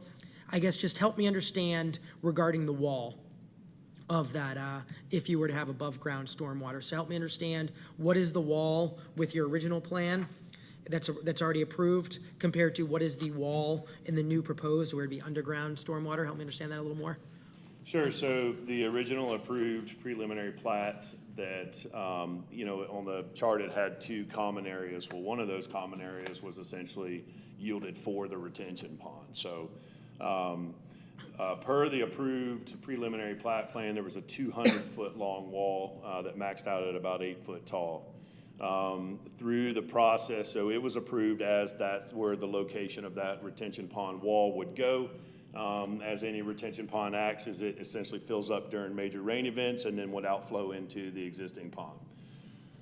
So through the process of the land disturbance permit, hydrology studies, and really looking at all the water that comes to and through this property in order to calculate and to hold the size volume of water that comes from adjacent neighbors to this property and then on down the line, that wall essentially doubled in size from 200 foot long to essentially wrapping it completely around at 12 foot tall, about 300 foot long, in order to be able to actively accept the volume of water that's coming through there. So, looking at the cost of a giant wall, an unsightly wall, especially looking at some of the developments like over in Main Street that, they're doing now. When you drive down the street, the first thing you see is this 3-tiered giant retention pond at the beginning of the neighborhood. This is no different driving down Pine Grove. You look across the pond, you would see this massive wall. And so really I looked at it as, hey, this is something I feel like we can go underground with. We were able to calculate more volume of storage by going underground, reducing and eliminating the retention pond altogether above ground. Also, the new design eliminates any retaining walls altogether other than the head walls that are off of the context system, which is the stream crossing bridge, so to speak. So it was a decision that I felt was not only economically not right, but also I just didn't see that anyone here, myself or anyone looking to purchase or driving by as citizens of Roswell, would be interested in looking at that retention pond, even though it's by right, and I could do that if I started next week, right? So, so that is where we kind of said, look, we'll look at different avenues. We discussed with the city. They said the only way that you can go underground is if this becomes private. All right, great, we'll make it private, which is good, because then the maintenance and the responsibilities of that comes off the city, and it essentially goes to the HOA. Yep, and so again, so thank you for that explanation. Can I ask you a question about that, Mike? Because you're the expert. I just want to ask a question about the storm piece. So, did Sharon's team weigh in on this? Because I know this is there's going to be a lot of stormwater conversations in the future. We're just beginning to scratch the surface of stormwater, and I'm curious, how does Sharon's team weigh in on this? So when plans come through, all departments get to review the plans and give comments. So, and stormwater is looked at not only by Public Works, but also by our engineering division. So when the plat went through in 2021 and it was going through the LDP process, everyone would get to weigh in and comment on it and have, indicate what the applicant would have to change or address before the LDP would be issued. Same with this process. Once, if this rezoning is approved this evening, the applicant would have to go back through the preliminary plat process because the lots would be different than what was approved in 2021. And at that time, the plans are routed to all the departments to address comments and concerns and issues.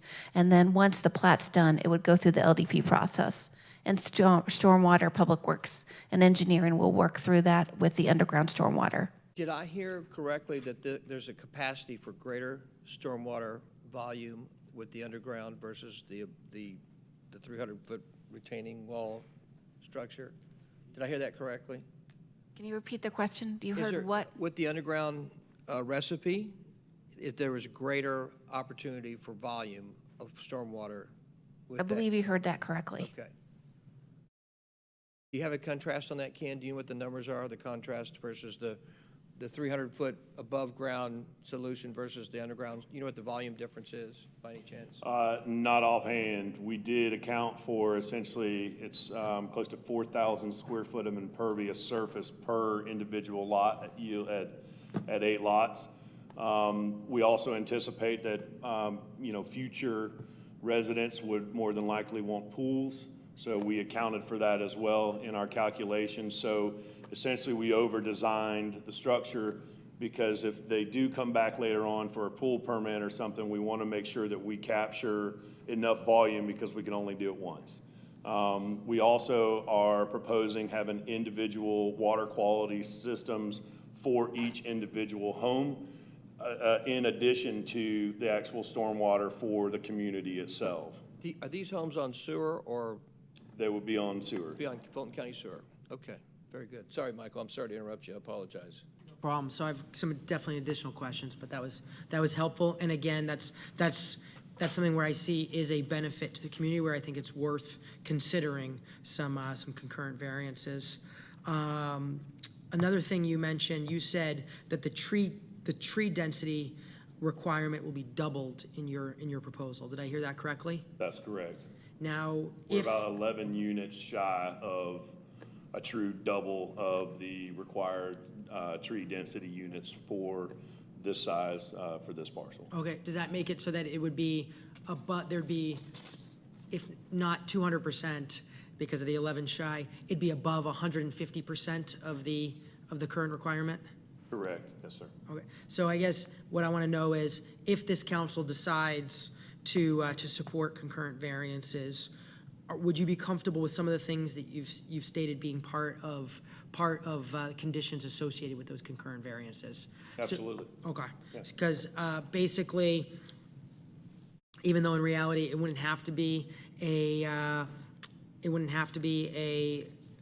legal condition because it is within the site plan, I still like stressing and including those. So for example, if I were to support concurrent variances, I would want underground stormwater as a condition. I would want the tree density requirement being at least 50%, the tree density being at least 50% greater than the requirement. And so actually, I guess, help me understand too, you mentioned, when talking about the tree density, you mentioned shoreline trees. And you mentioned something about shoreline trees, and you felt it benefits the neighbor from privacy standpoint. Can you walk me through that part again?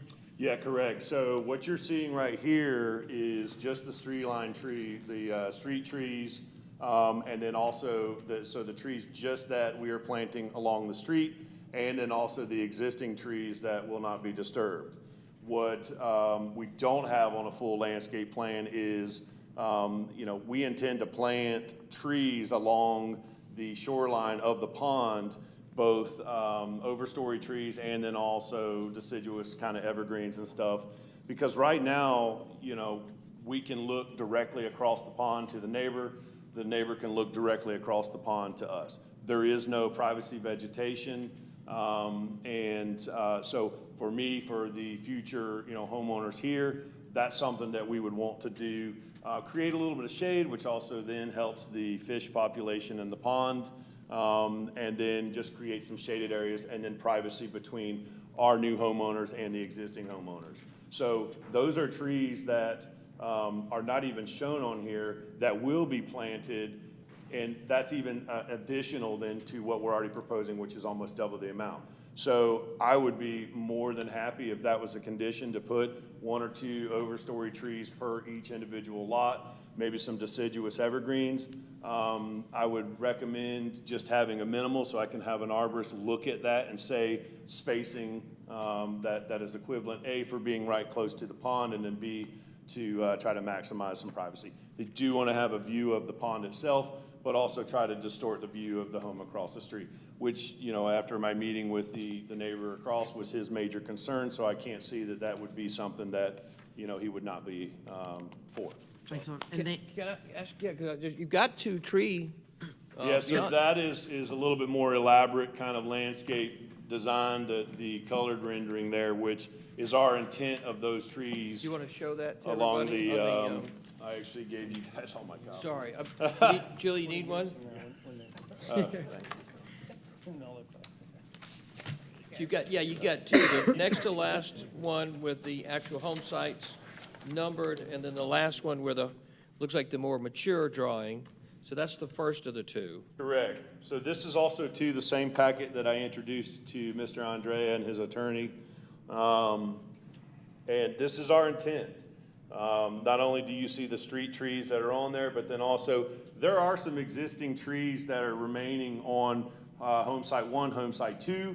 That was kind of part of our request for reducing that variance, the setback variance, moving the home closer to Pine Grove, is to help kind of create a little bit more or less impact on 1 or 2 of those trees.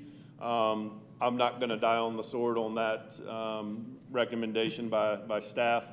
But there might be, it might need a little some clarity brought to it based upon the tree equation. Correct. Like ultimately, there should be a decision made around the ultimate quality of the project, and trees being a big part of that ingredient. So that might need be a little further delved into, just as a little further analysis based upon trees. Home site 2 has just got a lot going on there. There's not only the buffer from the pond itself, there's also a sanitary sewer line that will service the entire development that runs through there as well. So we do have a lot going on within that particular lot. So it was, you know, consideration when we asked for that request. But I do understand staff's position on that as far as the proximity to Pine Grove itself. You know, we'd be willing to plant more trees along Pine Grove if that would help. But again, like I said, you know, we're able to kind of work within the confines if you see it that to stick with the recommendations from staff. So. You want to show the next one, Ken, as well, the more mature drawing? Yeah, so this is just a, you know, better, I guess, kind of rendering. These are not exactly the house plans or exteriors that are going on there. But this kind of shows a relative layout of what a bird's eye view of what this development would look like. And the number of trees that you're seeing on the property are not exaggerated. It is my intent to heavily vegetate. I do respect old trees. We talked about the trees that are 100 years old. I absolutely do. It's not my intent to try to tear those down, but I also believe in future growth and smart planning for the future, which we did not do 30, 40, 50 years ago. So in each one of my developments, when I look at it, is I want to plant trees. That's why I mentioned talking to an arborist, is I want to plant trees that I know are going to be there for another 100 years. All outside of the building areas, all that can grow and thrive, and species of trees that actually work well and grow and thrive in certain environments, which is why I mentioned again about the being that close to the bank. So this is my intent of the future, you know, bird's eye of this project. And so I wanted to kind of put a little bit more color perspective on it. Again, this is also in the packet that I kind of showed the adjacent neighbor, went over proximities of where the existing home is now, the existing pool and fire pit and detached garage and overgrown and unmaintained, you know, home that's there, and then where the proximity of these new houses would be. Michael? Yes, sir. Thank you. So a couple of things. One, I just want to say that staff's recommendation in pointing out the concerns on Pine Grove is a concern that I shared. So after staff had shared that, interestingly enough, I jogged from Lake Charles down to Canton Street, and I do feel the existing character is certainly a lot further back than the request there. So I do think there's benefits of what you're proposing from the original compared to the original plan. So I am supportive, or I'm considering being supportive of some concurrent variances with the conditions, but not on the lot 1 and 2 for me personally. But there's one more thing that you haven't, that you kind of talked about a little bit, but I want to actually dig in, and it's something very common that I've seen the importance and the benefit of with other rezonings, even if it wasn't for a pond purpose, but for other things I've seen, is I believe it'd be important for an HOA being responsible for maintaining the pond. And because my concern there is with what's being shown right here is without that requirement, for whatever issues come up, whatever needs to be done with the pond, potentially you have the four houses right there at the cul-de-sac really wanting it done, the 2 across the street saying, we don't want the HOA paying into it, whatnot. So I guess what are your thoughts on, given that for the portion of property of the pond that's considered in your side of the development, that you'd have an HOA that's ultimately responsible for the maintenance of that pond? Yeah, absolutely. I did briefly discuss on that in my long-winded speech, I apologize, but really 7 of these 8 homes would be abutting either the stream or the pond. So yes, and I do agree with that. There would be access agreements or easement agreements along the lake. I intend, if one homeowner wants to go fishing, that they don't necessarily restrict it to their individual lot. To me, this is a community.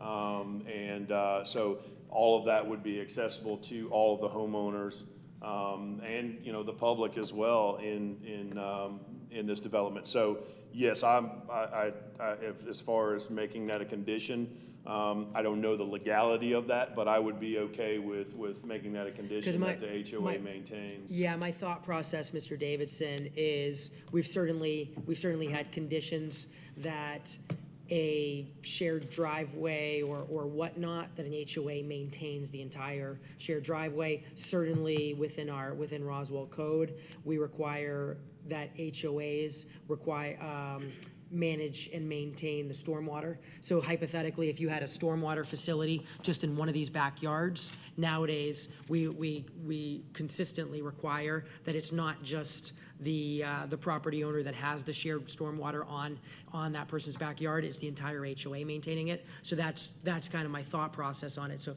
Mr. Davidson, what would be your thoughts regarding my intent or concern that an HOA be responsible for the maintenance of the stream and pond?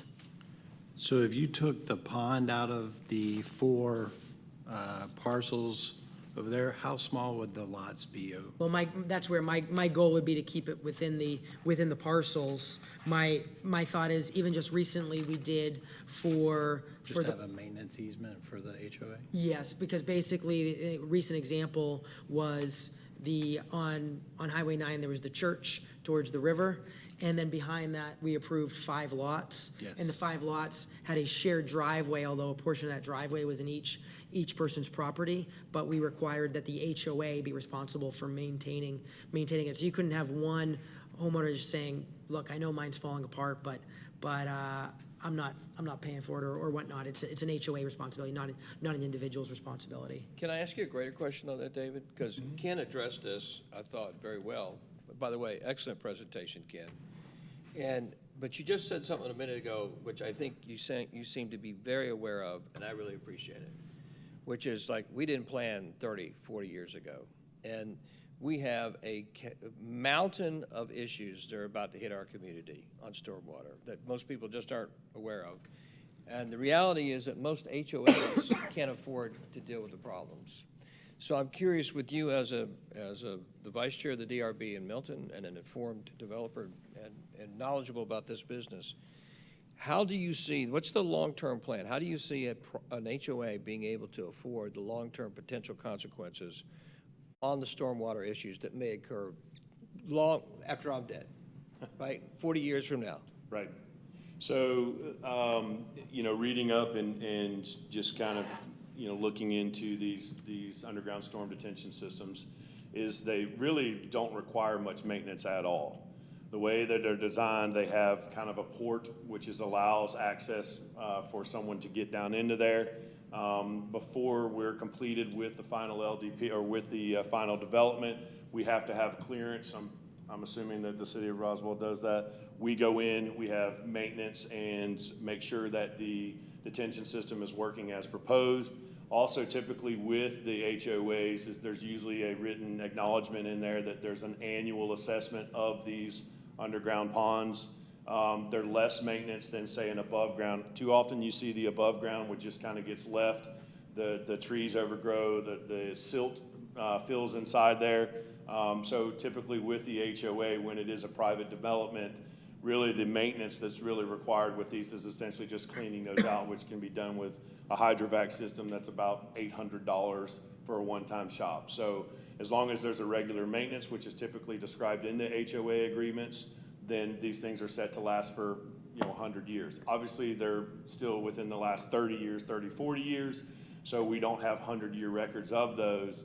But a lot of the engineering firms that I've used for multiple developments all like to go underground. It's more sightly, it's a larger volume of water, a lot easier to maintain, and the longevity of those systems is a benefit as well. So to answer your question, 100 years from now, I couldn't give you an answer on that, but from my knowledge and previous experiences, is they're very easy to maintain, cost-effective to maintain for the HOAs as well, and typically do not come with major structural issues or defects that you would sometimes see with retaining walls. The engineer mentioned that tonight with the retaining wall for the above-ground retention and who's going to maintain. There's a lot of weight on those things.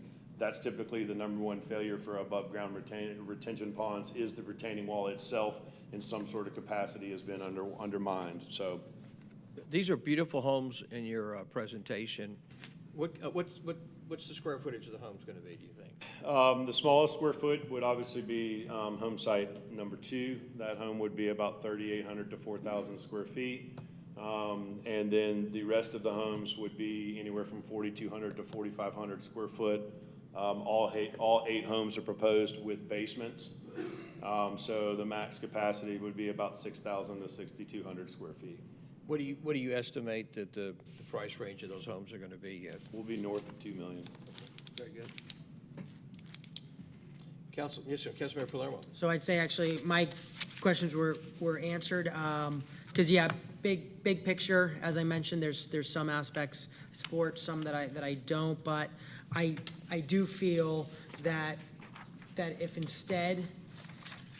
there's no variances granted tonight, the original approved is the one that moves forward. I feel there really are downsides with the above ground water retention, with the very large retaining wall, with potentially the less trees, and so for that reason, hoping to really improve what the impact this would have on neighboring properties in Pine Grove. I certainly am open to considering some concurrent variances along with some very specific conditions. Thanks, Mike.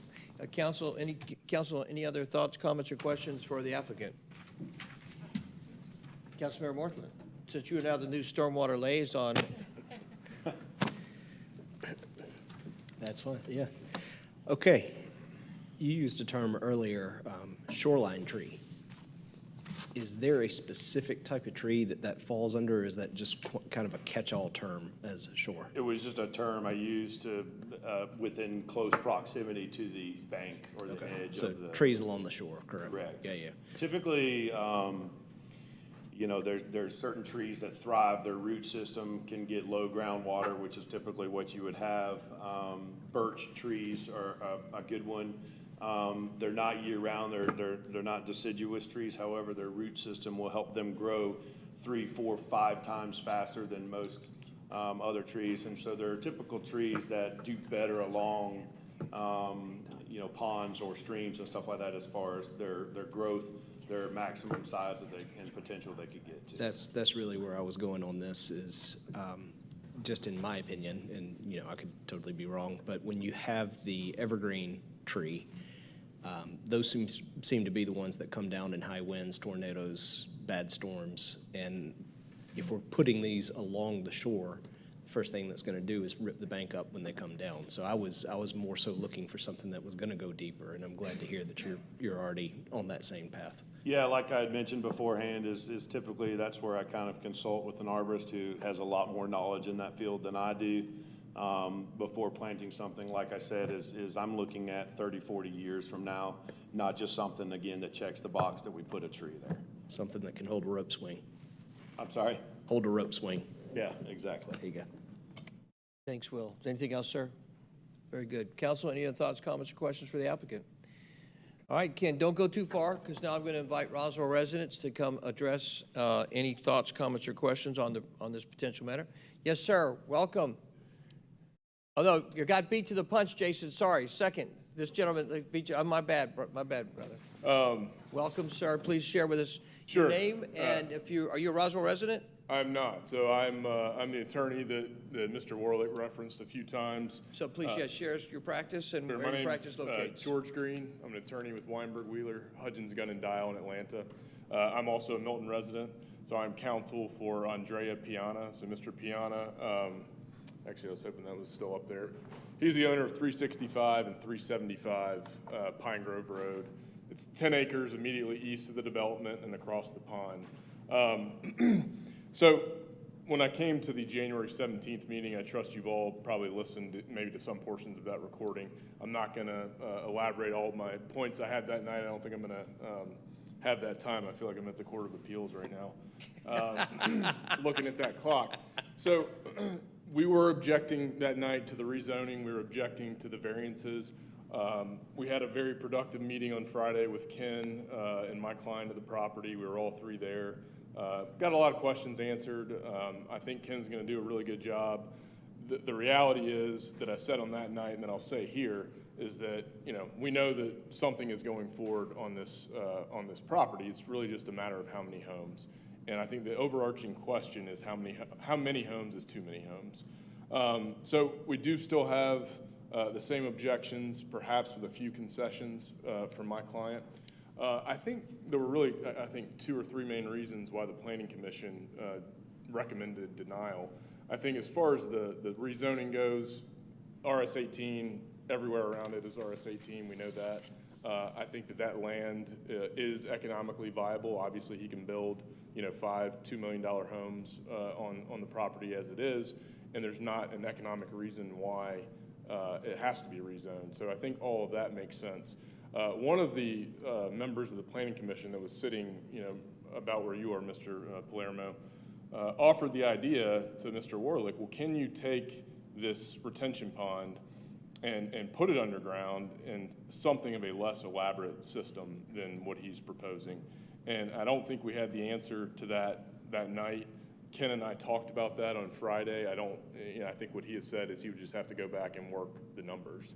So there's really, those are sort of the technical reasons for our objection. Practically speaking, what my client is concerned about, as you probably know, are how many homes are going to be on that east side of the property backing up to that pond.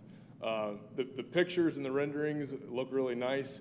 I would tell you, if you're not familiar with this property, those kind of make it look like we're talking about Lake Lanier. It's not really a big pond. And so, our position is that 4 homes right there, it's just too many homes. We're going to have to come to some sort of, agreement between my client and Mr. Warlick for the time being, but then the subsequent homeowners about, maintenance of the pond and all sorts of those different things. And my client's willing to do that, of course, and, it'll just take some time to hammer out those details and memorialize them. But so there's really 3 options. As Ken said, he has a right to build those 5 homes now without getting a rezoning, without getting any of the variances. And so that would look like 2 homes on that east bank along with the retaining wall. We don't want the retaining wall. My client is in agreement there. It's not going to be aesthetically pleasing. Option 2 is if all of this is granted, you get 4 homes on that east bank. Obviously, my client objects to that. I think our agreement would be look at moving that retention pond underground and using that lot for a 3rd home. So you would have, I guess it would be 6 or 7 homes on the development. I don't know what Ken would do with those front 2, but essentially we would be agreeable and supportive of 3 homes on that east bank. And we would also be supportive of the variances on Pine Grove Road, to allow him to do what he wants to with those 2 lots. But, For those reasons, our objections remain. I just, if you haven't been out there, I would invite you out there. My client would probably invite you out there to look at it. It's just, I think 4 homes there is just going to be a lot.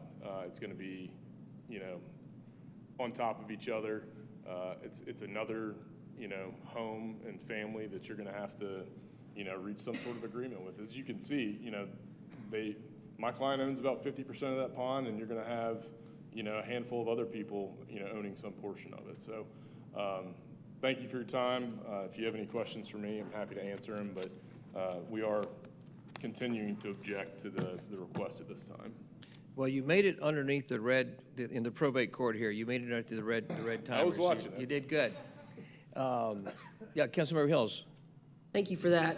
Is your, excuse me, is your client willing to participate in an HOA with that pond in respect to the pond, or handling the water just for future, whatever he or she, forgive me, decides to do with that property down the road? Or has there been any conversation about that? In terms of like a maintenance agreement or something like that? Right. So we talked about that Friday. Mr. Piana is certainly willing to enter those discussions, and I think he feels like it's vital and necessary that they're going to have to reach some sort of agreement, not only about maintenance but just use of the pond, right? They're all going to have some piece of ownership, and so there does have to be an agreement. He is willing to do that. Yep.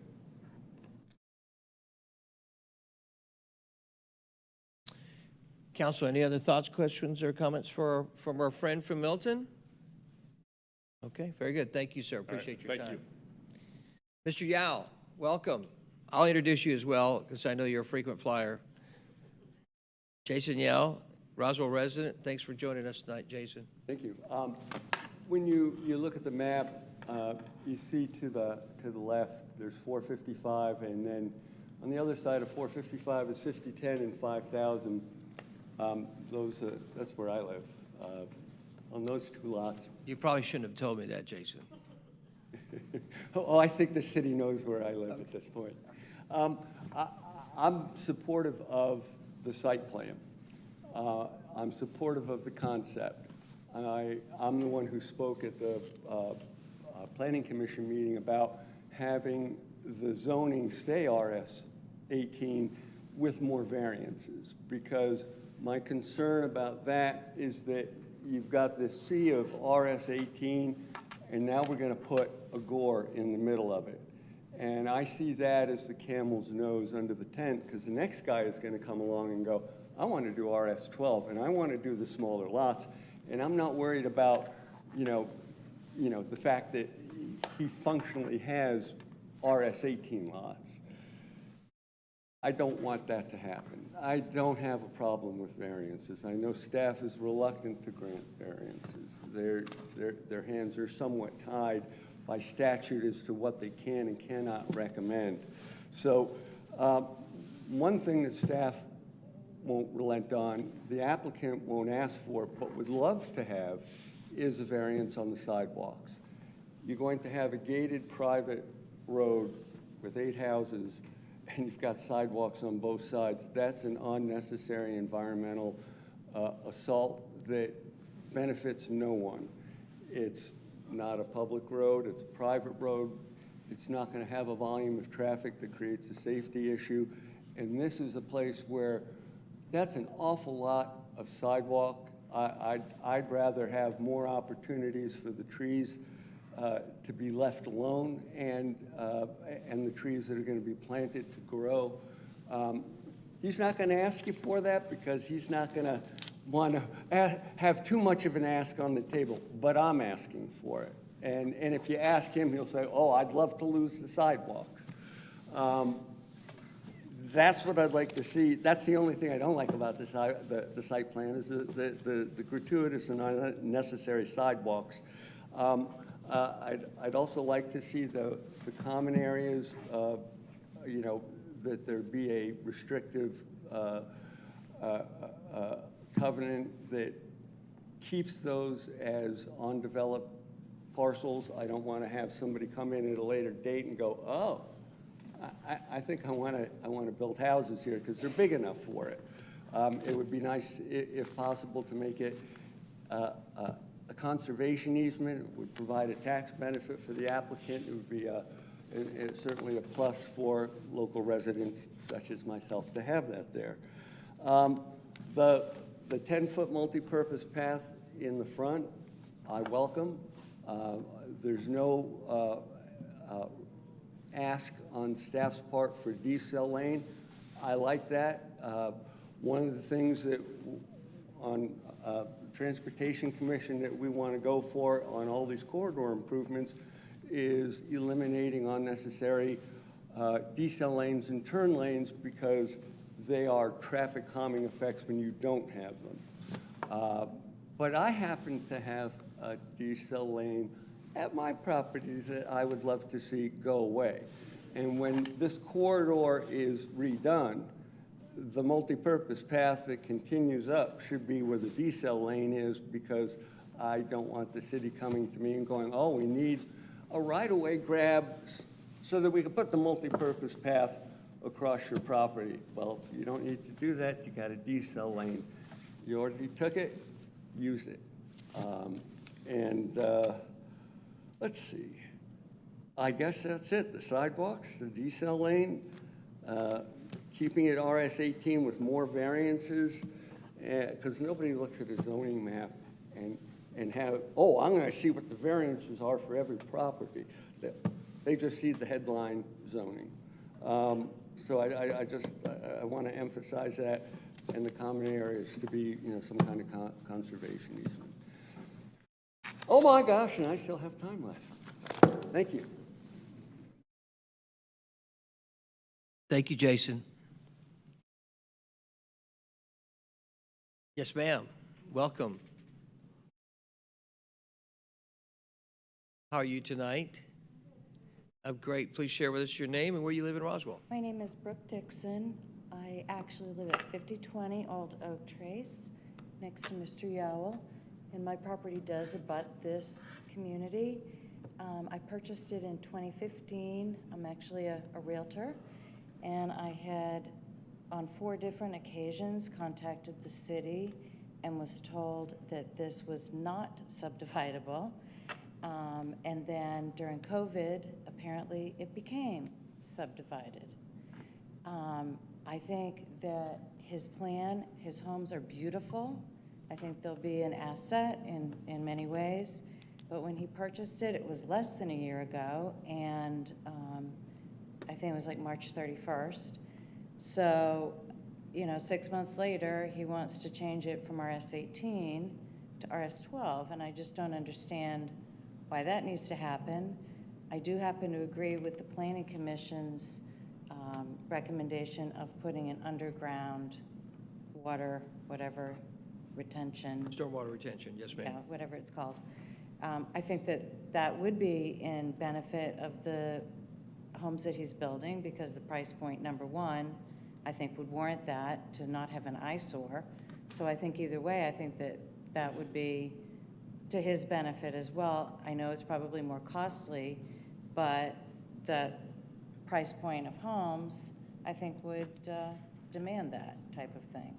So I'm not in favor of 8 homes. I mean, frankly, I was kind of surprised that was even happening, since I've contacted the city 4 times about it and was told otherwise, and then now it's a subdivision. So, my neighbor next door to me, who's like 93, she told me that that was originally built as like a little hunting lodge. There's quite a bit of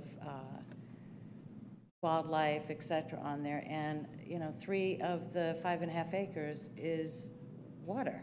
So, I mean, I don't know, if he doesn't decide to build on it and then it gets changed to RS12, let's say that the next person comes in and they can build even more houses. So at least his plan, he's building large square footage houses and he's giving them appropriate space for them. I think his development, with the choices that he's shown us, is beautiful. And, but I just don't understand why it's gone from 5 homes to 8 homes in 6 months. That was sort of my concern.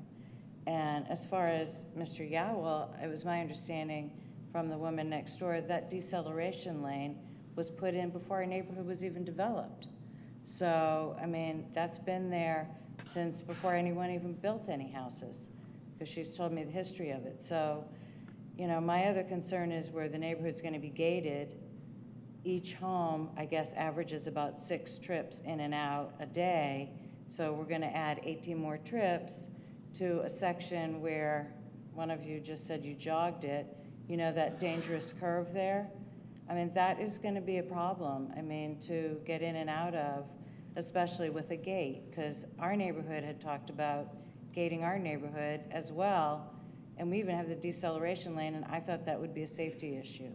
So, you know, I think adding 3 more homes would just really compound that.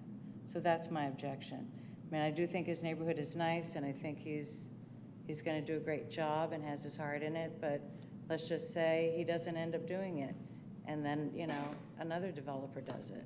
So that's my concern. Do you have any more comments? Because I got a question for you. Go ahead. Okay.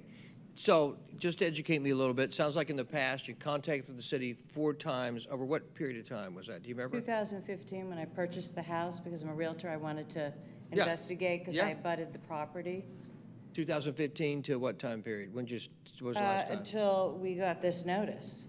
So 4 times in the last 6 Yeah, years? I asked, I think around that 2021, when you guys rezoned it, a man came through my yard doing a survey. And so I called then. Yeah. Because the prior owner was some kind of a, he had like dirt bike racing thing, and he started to construct a dirt bike trail through the thing that abutted my property. And I saw them doing it back there, and so I called and I said, what's going on here? I said, looks like they're building a dirt bike trail or some kind of trail. They told me they were doing a dirt bike trail, and they said, oh, no, that's not gonna be allowed because of the stream. And I said, well, can this property be subdivided?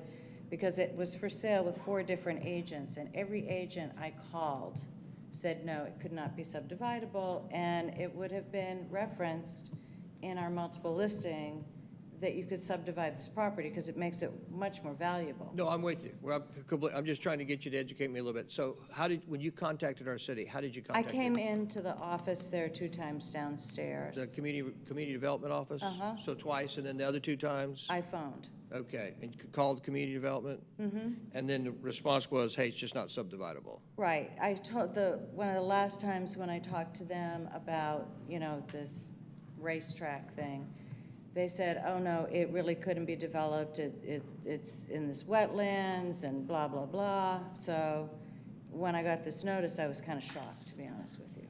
Understood. And I would frankly, be kind of too. disappointed. No, get it. Follow you. Thank you so much. Okay. Thanks for your And time. one clarification, though. You mentioned the property was rezoned, and I don't, this property has not been rezoned, so that's one clarification. It was like it's listed in Fulton County tax records as single.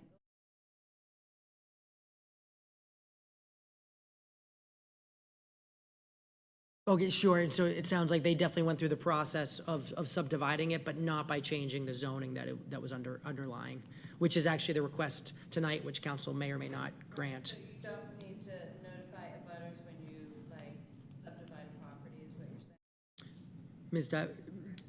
That's correct. Okay, so I'm seeing staff say that's correct. But, yeah, can you get some clarity for me on that too as well, Jackie? Sure. So when a preliminary plat is going through, and as long as it's being developed under the current zoning that it is, there is no public notice that goes out to the neighbors for a rezoning application like this one does. So it's historically been zoned RS-18, correct? Yes, it's currently zoned RS-18. So if I were applying for it, I bought the land, I wanted to build homes on it, there's no notice that goes out if I stay within the current zoning guidelines, correct? Correct. And the only reason this got tripped is because there was a request from going to RS-18 to RS-12, correct? Correct. Okay. So if I'm a resident in Roswell and I want to look at land, and I call you and I say, what are the right questions I should ask to know whether or not I could pursue this as a developable property? So if you were a developer who's coming in to request whether they want to rezone a property or not, is that what you're asking? No, I'm not being that sophisticated. I'm saying, I'm a realtor, I'm in the home business, and I sell homes, and I say, hey, there's some valuable property there, wonder if that's developable. You would come in, probably speak to someone on staff, and they would take a look and say, here's the requirements for the code under RS-18, and the realtor could go back to whoever's looking to sell it to indicate this is what we got per what the code says, and that owner of the property would then go to an engineer to draw up a site plan, a conceptual plan to see how many lots might we be able to get on this property. That's normally a first step for someone to do a conceptual plan to see what they could possibly do on the property. And that gives me the opportunity to launch in to what you were a part of this past week, which is council, mayor, and staff. We'll be announcing and working on a dramatic plan to, if you will, simplify, but more importantly, make the Uniform Development Code more user-friendly. So I'm excited about that. I can't tell you how hard, personally, I've been working on this, and I'm excited this council has jumped on it. So one of the things, you will see that coming out in a very aggressive manner in 2023, is a lot of work to, if you will, quote-unquote, simplify the UDC, but really is to make it more user-friendly. So thank you, because it is, for those of us who are not the super fantastic experts that Jackie Dybel is. Yes, ma'am?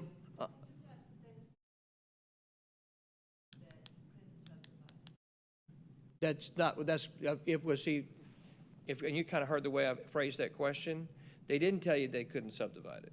They tell you, did they, are you saying they told you that you could not subdivide it? Well, the last time I talked to them, when I got, I'm not sure I understand it, but Roswell wasn't like some surrounding town.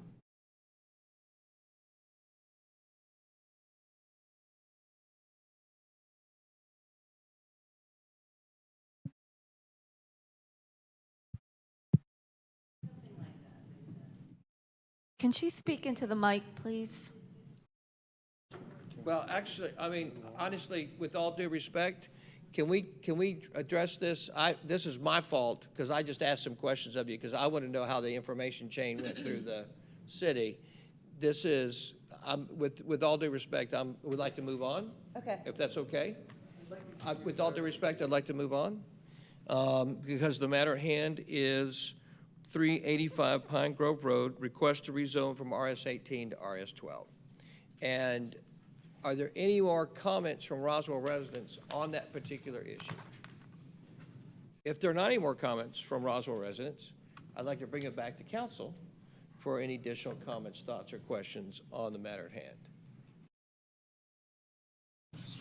No additional yes, sir. Councilmember Mortland. This may be a question for community development, or it may be a question for the city attorney. I don't know, and this is just for my peace of mind. If a variant, if we are talking about rezoning from 18 down to 12 for this builder to do his job, and then the builder decides for whatever reason not to do the job, is there a way of writing it in tonight that the zoning would go back to the original status, or is that illegal? Don't know. You're locking yourself in, brother. This is a formal process that you have to unwind again. So you got to remember, you got a professional here, it's been in this business for a long time, got an attorney, and you got this super genius in zoning, and Jackie, yeah, the challenge is, the law, the way it works is, yeah, you basically, when you unwind something, you got to put Humpty Dumpty back together again. So, yeah, you can't make the, hey, I'll give you an RS-12, but everybody else stays RS-18. You kind of, once you take Humpty Dumpty down, you got to put them back together. If that makes any sense. I hear where you come from. Keep going where you want to go. Okay, sorry. And I'm sorry to cut you off, David. No, did I say that right legally? Okay. Councilmember Palermo, yes, sir. So I guess a question for the applicant.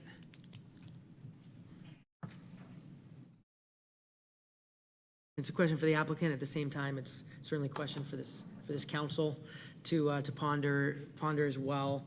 So, as I've mentioned, I think there are benefits that are being proposed by removing basically the retaining wall of above ground detention or retention and moving that underground. I think that really is a benefit. I think there's benefits by the greater than required tree density.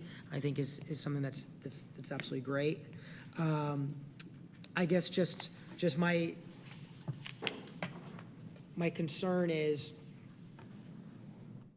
with the lots. So if there's a concurrent variance that for RS18 homes gives the same lot width requirement as RS12, I'm just concerned if that minimum lot width does create for some narrower lots than ideal on the pond. And so knowing that today there's an approved site plan of 5, if it's created in a way where there's lot 1 and lot 2 on Pine Grove, lot 7 and lot 8 on the upper side of this picture, and if there were 3 instead of 4, I guess just help me understand kind of the comparison. Obviously, as you mentioned, you're asking for fewer than would be allowed under RS18 without the stream buffers, et cetera. And at the same time, that still is giving more houses than currently approved with the 5. So I guess help me understand your perspective on that one. I'm sorry, but I don't 100% understand the question. Can I ask, Michael, can I ask you a question? Yep. Because I think there's a lot of compelling things, not only about the presentation, but about the advantages and benefits that the project's bringing. Like, there's a lot of, he's done an excellent job, in my opinion. The challenge that I see is the RS18 to RS12. Kind of like to Will's question, it's like. That one's not a challenge for Okay. me because, as I mentioned earlier, I do not support rezoning from RS18 down to RS12. Okay. However, as the applicants mentioned, if that were to be denied, but they were to get a concurrent variance of lot width, bringing the lot width requirement from the RS18 lot width requirement down to the RS12 lot width requirement, it remains RS18, and at the same time, from the sound to the applicant, it sounds like that still accomplishes some goals that you're looking for. What about the spaces that are open that I think Jason brought up about, Jason mentioned the conservation easement. I don't know if that's a solution. I mean, obviously Ken would welcome that, but interesting area, right? Obviously you want to protect that area long-term. Well, correct? so actually, though, the challenge there, I guess my concern would be, it's my understanding with this lot, with this updated proposal. Yep. that- It's across from 1 and 2, right? The area across from 1 and 2. That is your property, Ken, correct? Correct, and that, currently as drawn, that area is not, is to be left as is. Oh, I see. So you're saying the top left of this Well, picture? exactly. On the site plan enlarged, it's the top left. On what I'm looking at on the final piece. With that, though, I mean, certainly there could be ways to do something with conservation. Even if we don't, ultimately, we always add the condition that it's site plan specific. So even if we did do these, do variances, then that does not mean they could fit in another home, and we could obviously make that clear. How could you protect that long-term from a covenant perspective, that say 22 years from now? It's just by adding a legal requrequirement, so basically adding a legal condition, so that's an easy one to add. So to what add was on your there. question to Ken? I interrupted it. Now, Ken, I heard you say, I'm not sure I understand it. So what was that question again? So I guess the concern is with just the lot widths on the 4 bottom ones of, as I go through my head, thinking about 3 versus 4. Are you talking about 3, 4, 5, 6, lots 3, 4, 5, Yes. 6? Okay. Exactly. So, I guess if I'm understanding correctly, approval would be based on this specific site plan. So from my understanding is that the lot lines and frontage widths would not be able to be amended without coming back through council again to deviate from that. And so, we've spent over a year kind of working with this, working with staff, I don't have any intention at this point of adjusting those lot lines or changing any dimensions at this point. That makes sense. I guess a question specific to I have to these ones. So help me understand. So lot 3 is 0.87 acres compared to lot 4 and lot 5 being the 0.42. Is that just due to buildability of lot 3? Is that why that one's so much more acreage? Correct, because you have the 75-foot stream buffer, so the lot size itself is significantly larger. However, the building envelope size for lot 3, because of the constraints of the stream buffer, is relatively the same to 3, 4, 5, 6, 7, 8, 1, and 2. It looks actually smaller than 4 and 5, the building envelope size. It does. They're all relatively close, maybe 1,000 feet or so within. And that was done by design for us to be able to keep the home sizes all relative to the same. Instead of having one 1,800 square foot house and one 6,000 square foot house, this was designed and maximized, designed to maximize the buildable area within the constraints, but then keep them all relatively similar to each other, for the end result being that the homes be keeping in the character of all of them together, not having one, tiny home and then one, giant home. So Now, knowing, as I mentioned, I do agree with staff, and I'm not in support of going down to the 20-foot setback on Pine Grove. Does that impact your ability to have a lot 1 and a lot 2, or does that, you still have a lot 1 and a lot 2, it's just with a further back setback? What do you envision there? we would still have lot 1 and lot 2 that would still meet the requirement. That's why I had mentioned earlier that lot 2 would probably be our smallest house with 3,800 to 4,000 square foot. Lot 2 would, based upon your building envelope there? Yes, sir. But lot 1's building envelope is actually larger, much larger, isn't it? It is quite larger, yeah. This one, okay, so Any way to start to change those lot lines? There is not. Which, relatively speaking, 3,800 to 4,000 square foot to 4,200 to 4,500 square foot is not too far off. It does offer a relatively difference in price point for the neighborhood, which is attractive for buyers. So someone who may not be able to get a $2.4 million home can still live within the community for $2 million. So that is attractive, and that's why I said earlier, that's not something I'm willing to die on the sword for. I do get where staff is coming from and also your perspective on that. So for me, it's kind of like with the sidewalks, I'm not really gonna ask for that, So now I guess the one thing I did not discuss with you regarding the conditions in those aspects is you talked about just the extensive stormwater capacity that the underground's gonna have, and that is something that I think is valuable and beneficial to the community. It's beneficial to this lake, it's beneficial just to Pine Grove and everywhere else. I guess, help me understand a way to quantify that, or more directly, a way to give comfort potentially. What's a condition we could add that would help capture just the fact that your below ground stormwater capacity or impact or whatnot will be greater than required? So, through going through the LDP process, we're already required to have quite a bit of storage just for the amount of volume that comes to here. I think that's why we were proposing, as well as having individual, so not only having the community underground stormwater system that captures all the infrastructure, the impervious surface, the sidewalks, the streets, and then also the driveways from the homes, everything that's kind of directed as far as stormwater.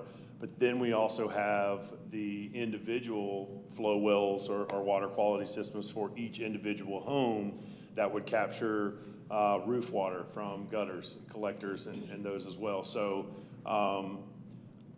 I don't know of the prospective wording. I can tell you that that isn't our intent, because you cannot go through this process later on as far as increasing the size of that once it's set in the ground. We're very limited to the space on the property because of the soils.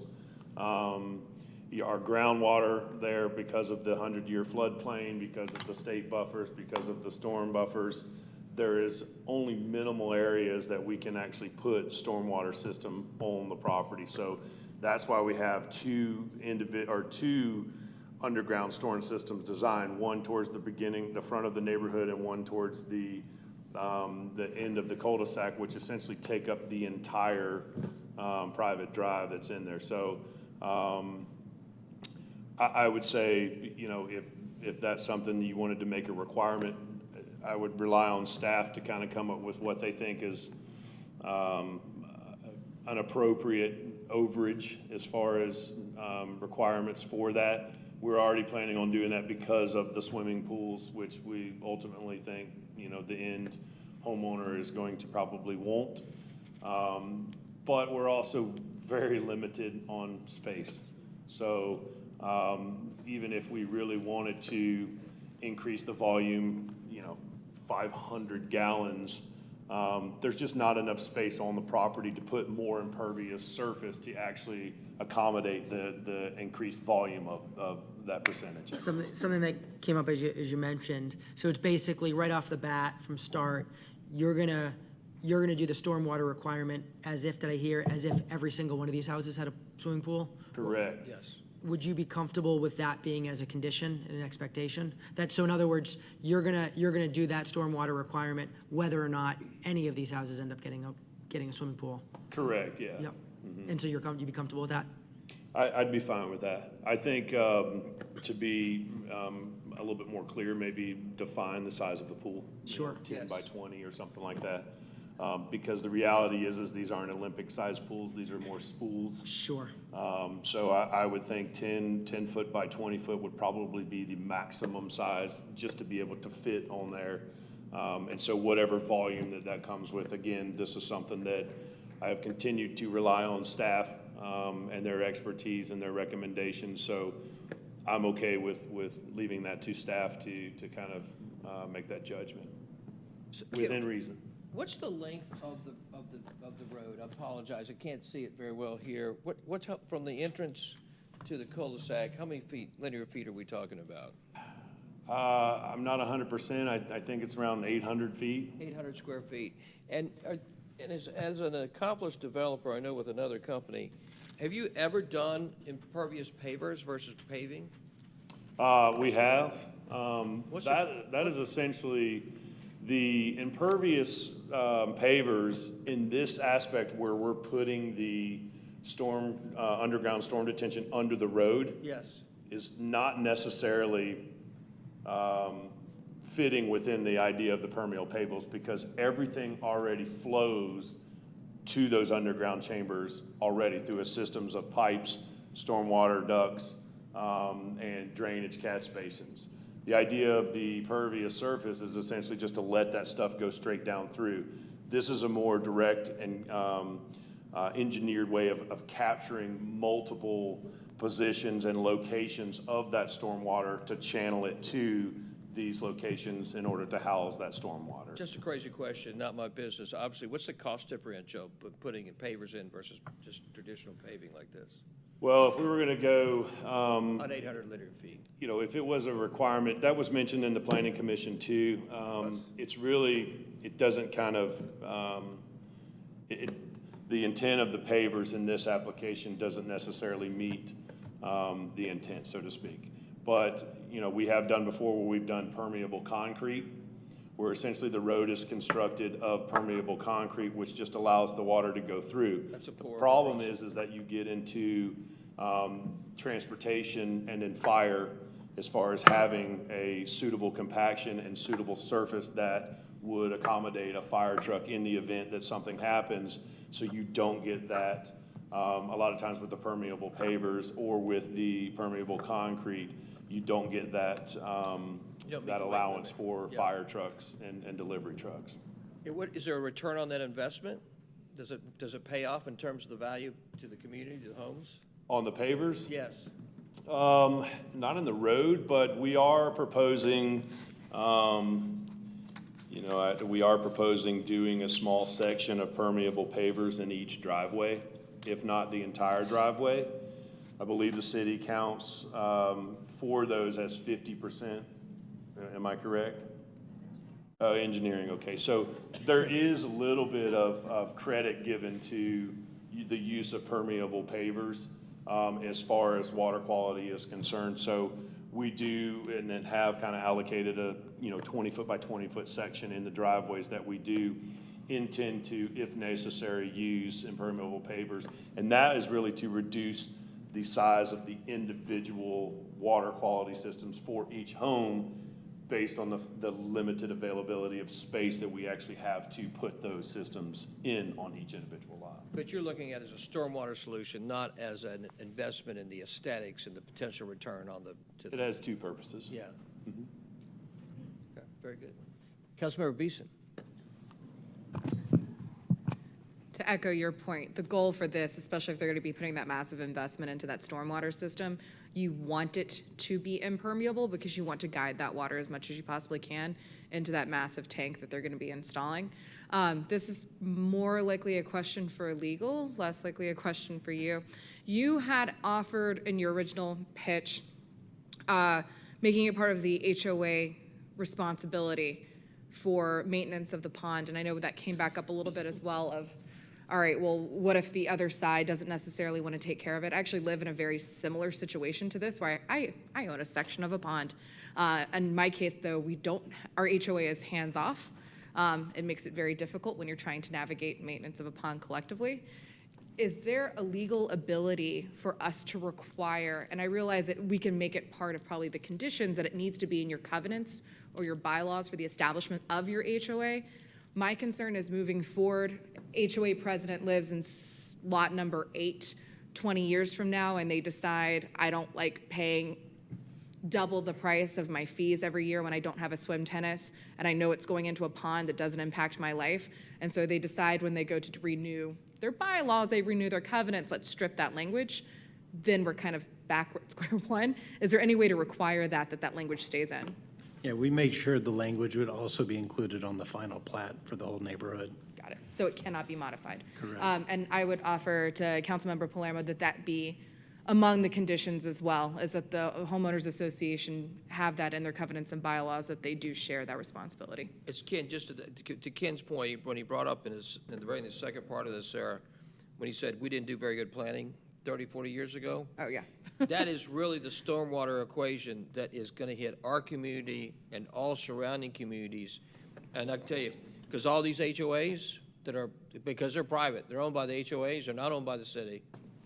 And those bills are coming due, and you and I are The city is well aware. Our neighborhood is just like your neighborhood. In fact, I think my neighborhood feeds into your neighborhood in terms of our waterway, and that's something that I know the city is aware of. We've been doing our dredging assistance program, and the city, thanks to the city, before I was elected, had a whole program, a whole workshop on the dredging assistance. But stormwater, to your point, we've increased, I think it's 15% in the last 2 years of rainfall.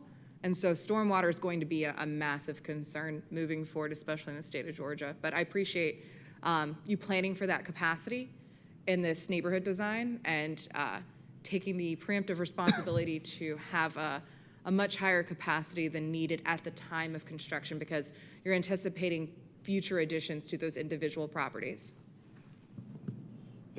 Thank you, Sarah.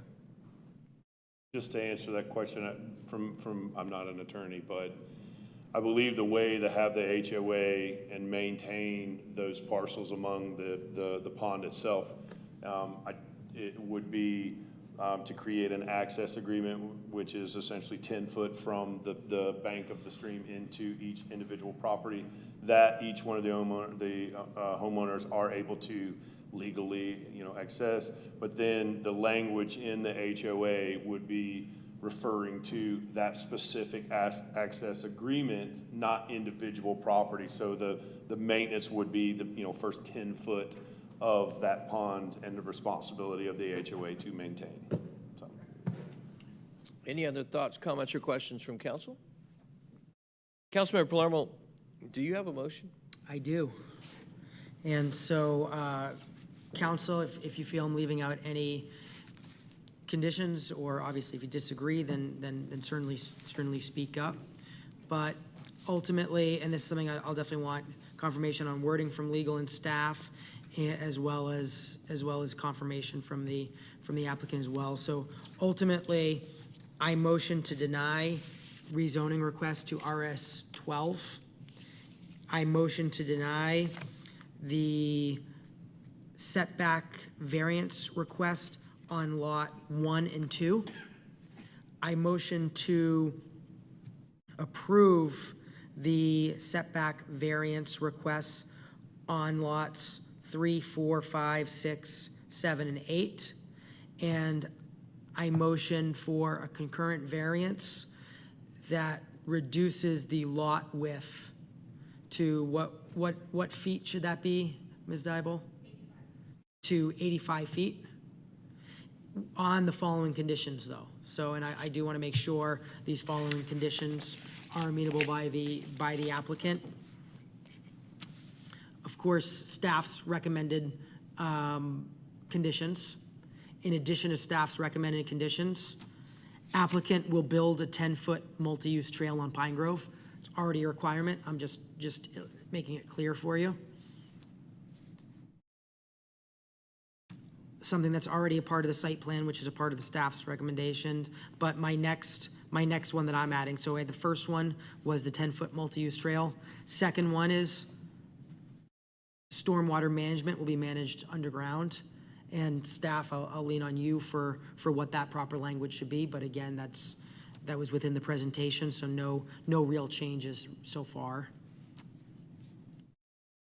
Number 3, tree density will be at least 50% greater than the current tree density requirement. And I'm seeing the applicant nod his head yes to each one of these. So if anyone you're not nodding your head to, please come to the microphone and state that if you have any confusion or any concerns. Now, number 4, what was the language we discussed regarding the shoreline trees?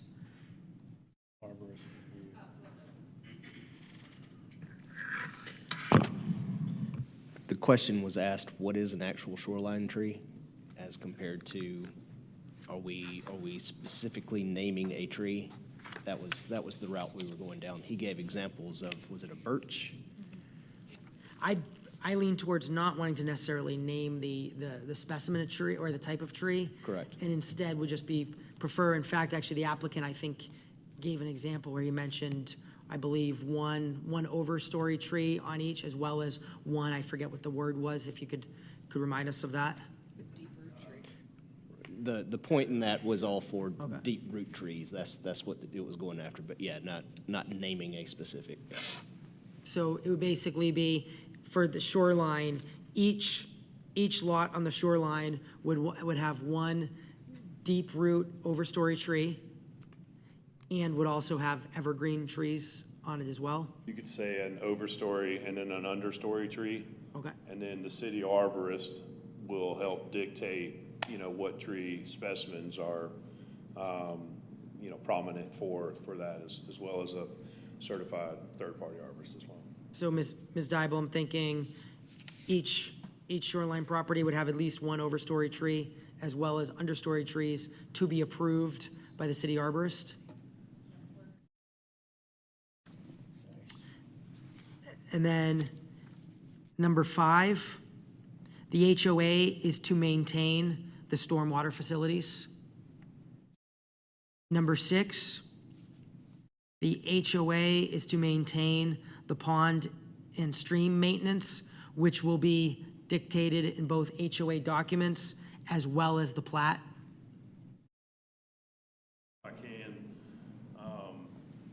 I think we can only be responsible at this time for our specific portion of that, Yes. that lake. So I just want to make sure we're clear. Yes, I obviously would like to have ongoing conversations with Mr. Andrea for the betterment of both property owners, but just to be clear, we could only be. Yes, in that in that condition, it's that the HOA would maintain the creek and pond on this property, on the applicant's property, and that would be notated in both the plat and the HOA documents. As shown in the site plan.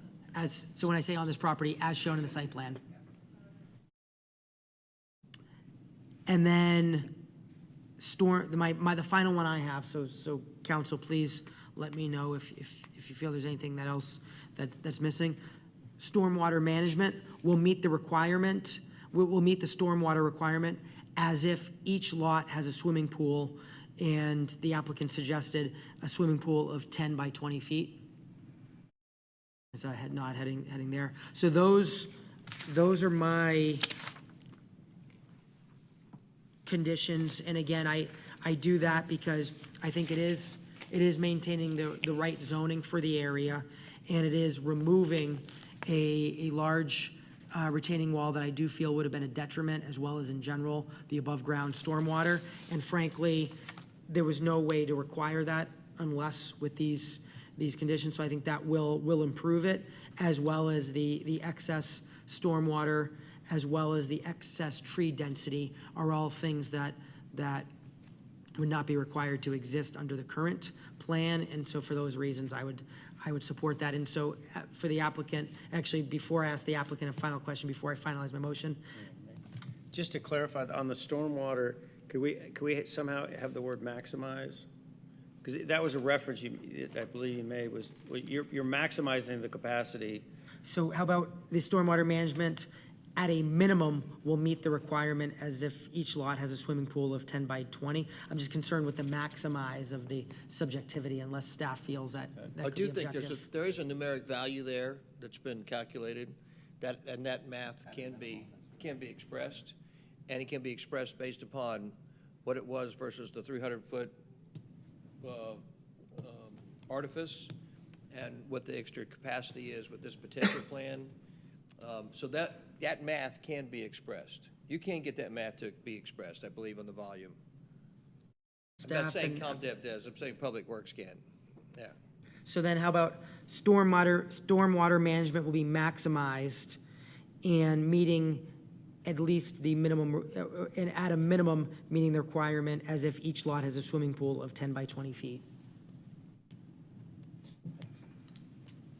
And Just to be clear on that is we already are, I believe the maximum allowable lot coverage for these are 35%.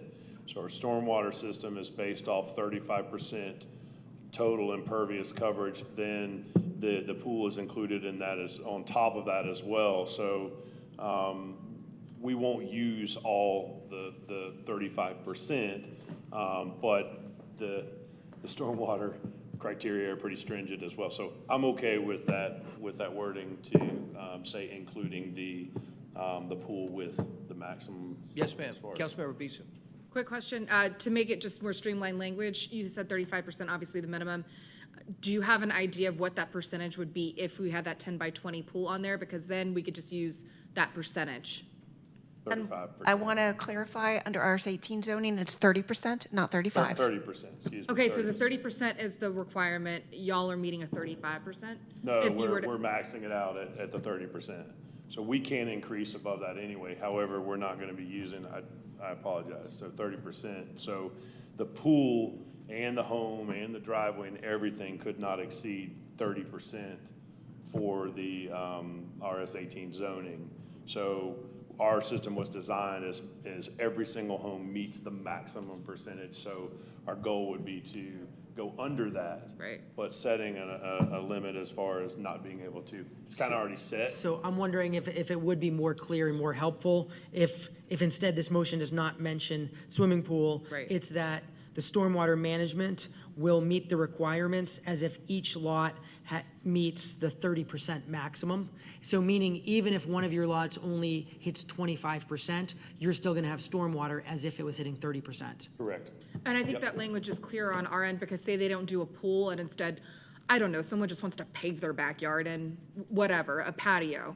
I think that should at least cover us on that end too. Well, and the pool and the stormwater rule would have met whether it was a pool or it was a patio. But I Right. think either way, having this 30% maximum, I think is more clear. I'm good with that. Does that make sense to you, Jackie?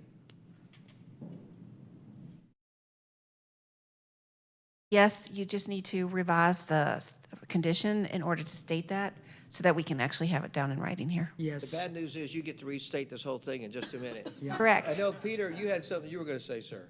I already did. Okay. Yeah. So stormwater management will meet the requirement of 30 of, so help me, actually, I'm gonna need staff to help me best word that. It's as it's currently stated with RS 18. So you're indicating that the stormwater management will meet the requirements under the RS 18 zoning, which in the code, the 30% is building coverage, actually, and not stormwater, not impervious coverage. So, but you're just looking at the stormwater portion. Yes. So you'll indicate that the RS 18 zoning, the stormwater management for the development will meet the RS 18 zoning in order to develop the lots, to have a 30% maximum. So, well, actually, I guess it's actually a little different than that, because my point is, they're gonna have to meet, they're gonna have to have stormwater as if the 30% maximum is being met, whether or not the 30% maximum is being met.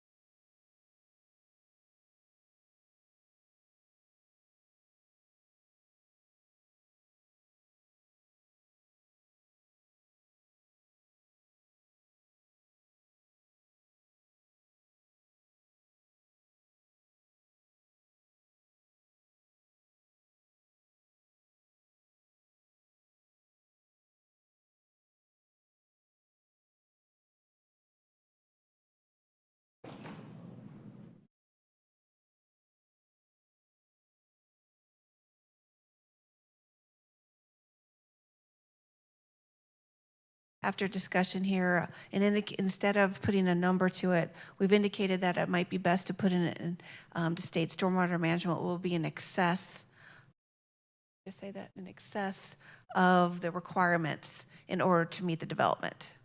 So he would build enough stormwater in order to cover anything a homeowner would build on here, the pools, the house, the driveway, everything a normal house would have.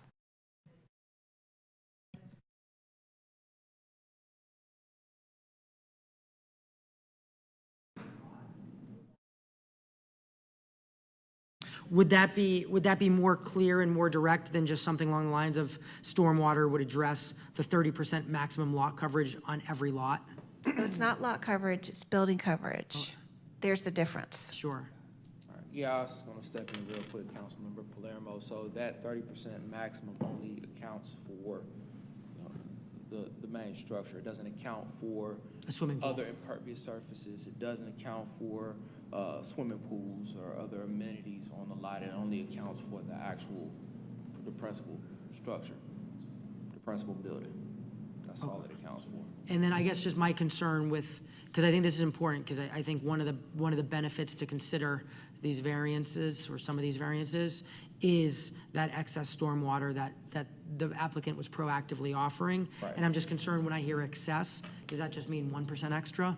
That's where I kind of then go back to using the example of assuming every single lot has a swimming pool of 10 by 20 feet or something along those lines, just to show there's a clear, specific excess. That's kind of my thought process. Well, to your point, so the language in our code is what you're referencing to, right? Mr. James, well, welcome tonight. We're glad to see you. You're referencing our code. Yes. And the limitation of that language. Correct. In being able to address this and create this all the different pieces that Michael is trying to get Yeah, done. what about just the stormwater must meet the requirement as if every single lot maximizes the impervious? So if that, it sounds like that might work for staff. but I don't know if it works for the applicant. Maximizes the impervious, right, so when you say impervious, we're talking about all impervious Right. surfaces. Is Yeah, there a that way would to work. put this, Michael, is there a way to put this, to move forward on this, to have language that you can have actionable redress on after the fact? Are we done? We're done. Tonight, it's either get it right tonight or it doesn't, This is a, go ahead, yes, sir. I'm sorry. I think if you use the impervious, maximize the impervious as determined by the city engineer and stormwater. does the applicant have any concerns with that? I want to make sure, A, it's clear, and B, that it's doable. So it's just basically the intent or the thought process is you're going to provide the amount of stormwater facility or the volume of the stormwater needed as if every single lot maximized the impervious, whether or not you maximize the impervious on every single lot. Correct, so the stormwater system that we designed already incorporates us putting the maximum impervious surface on each lot, so I have no problem with that. That's the exact condition I wording. want. Yes. All right, can you type this up? Because can you type this up, Jackie and Julie, so it's on the screen, so we read Michael's motion? Because we need to probably read it for the council so they have clarity about the motion before someone seconds the motion.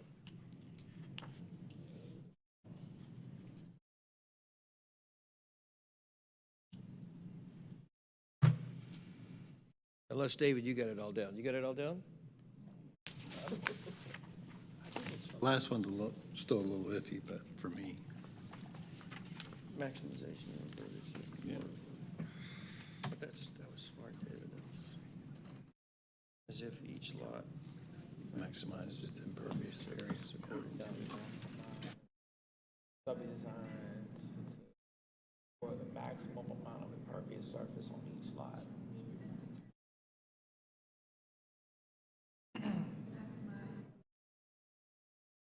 Jackie, while you're doing that, the rest of us will take a quick potty break.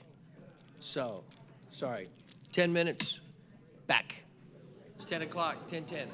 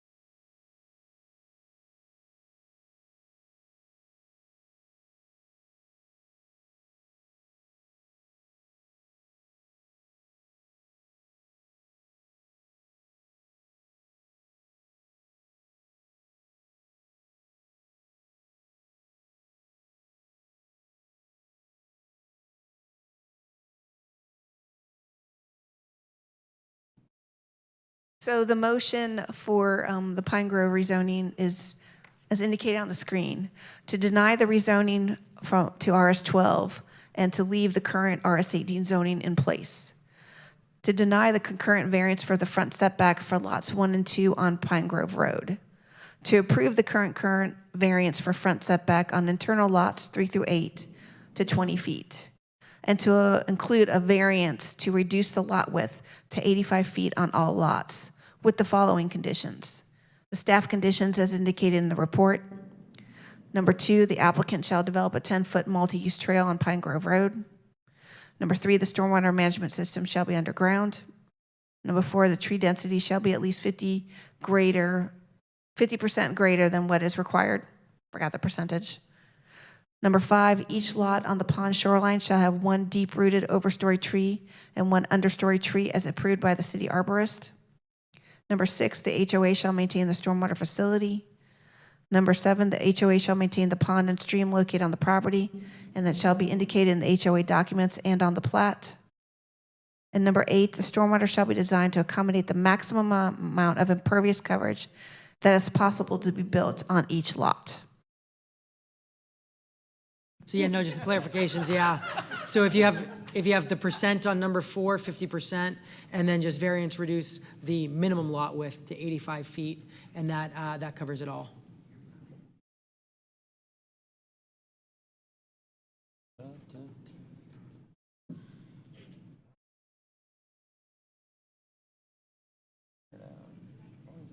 And then variance to reduce the minimum lot width. So just adding the minimum lot width. I noticed that they all do drift out by 10 at the latest. All right. So that's good. So would you read that, just that one revision there, Jackie, just so there's clarity?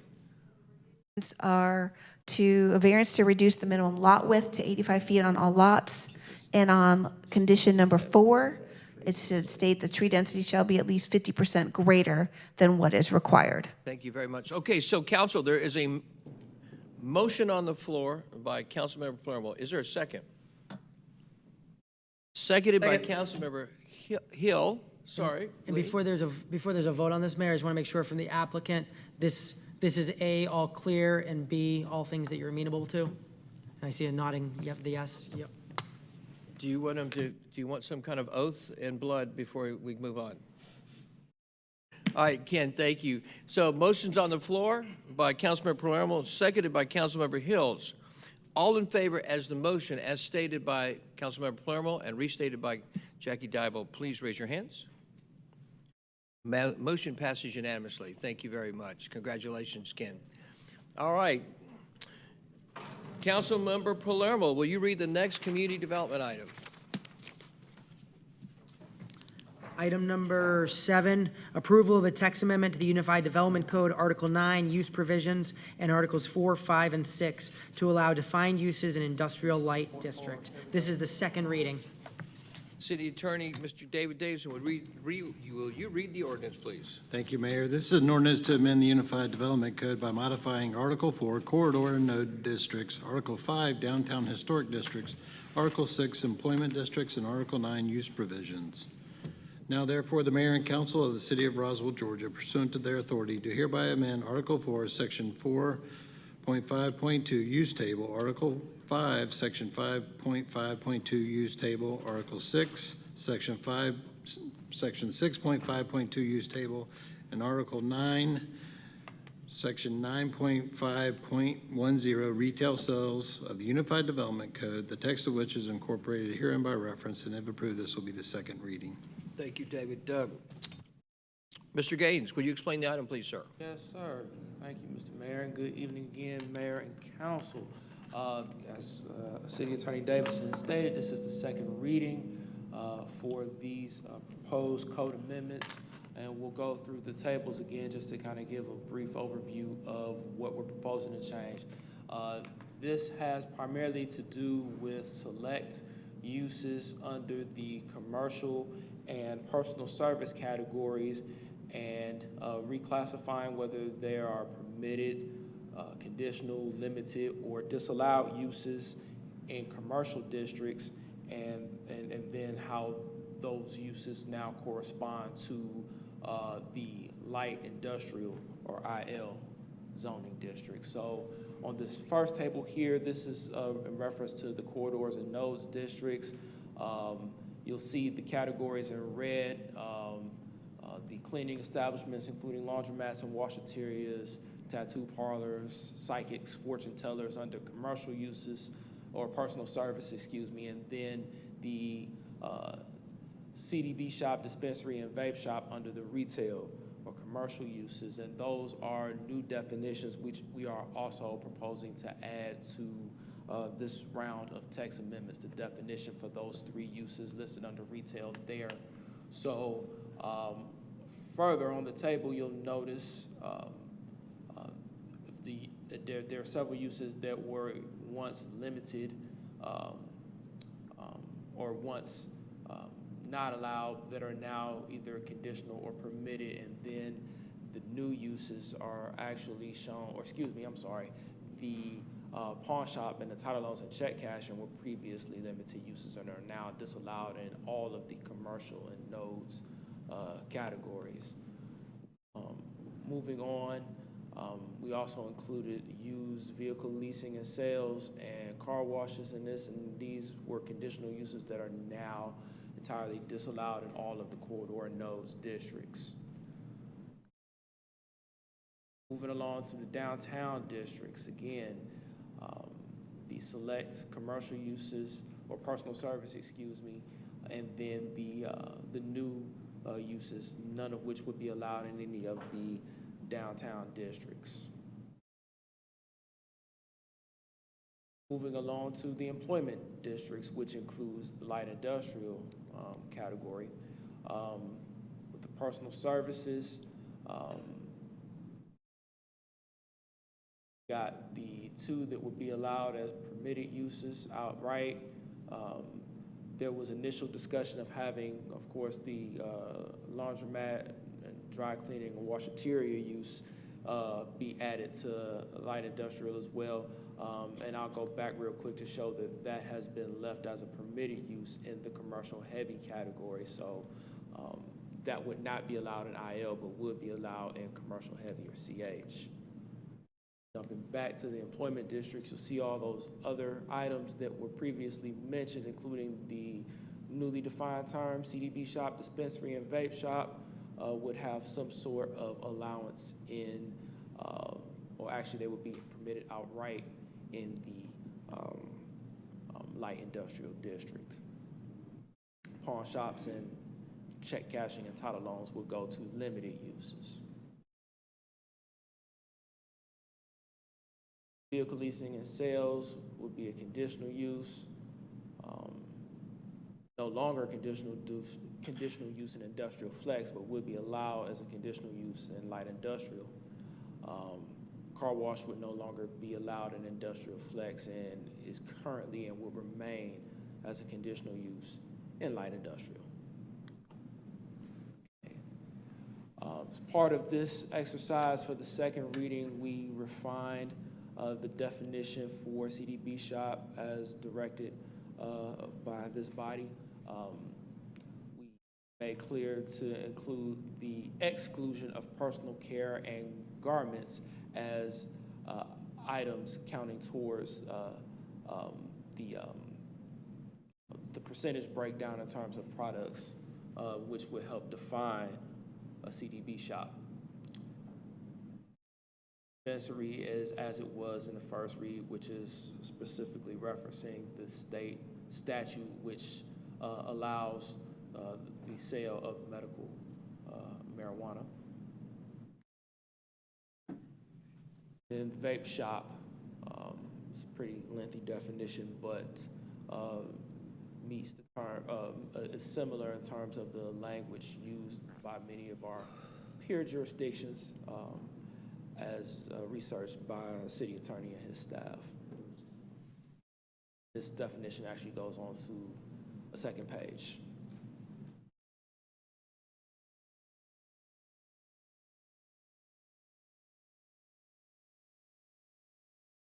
Okay.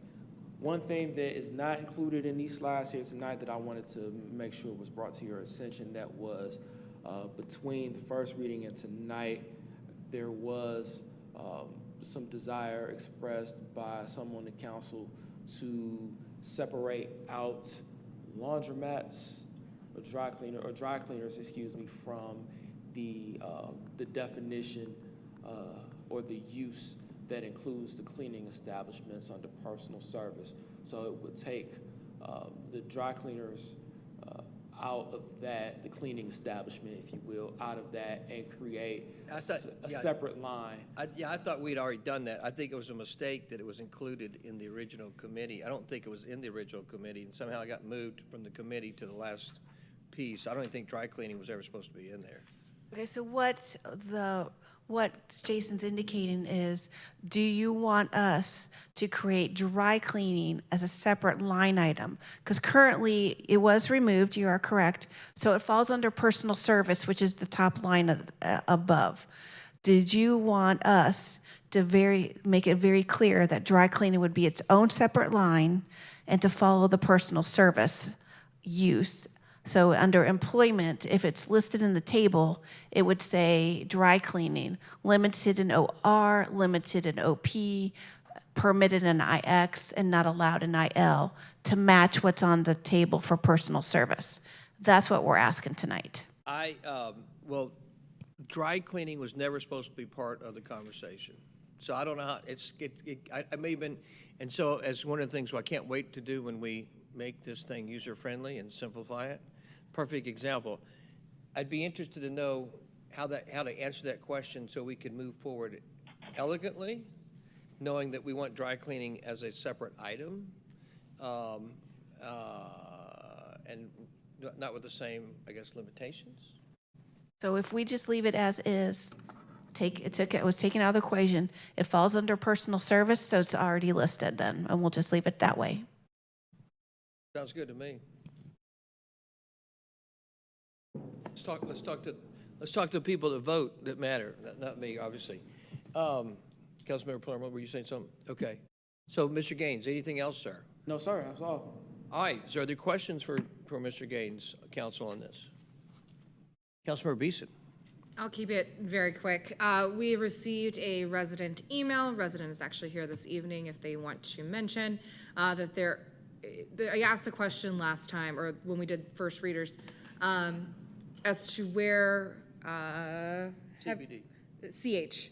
Commercial heavy zoning was going to be.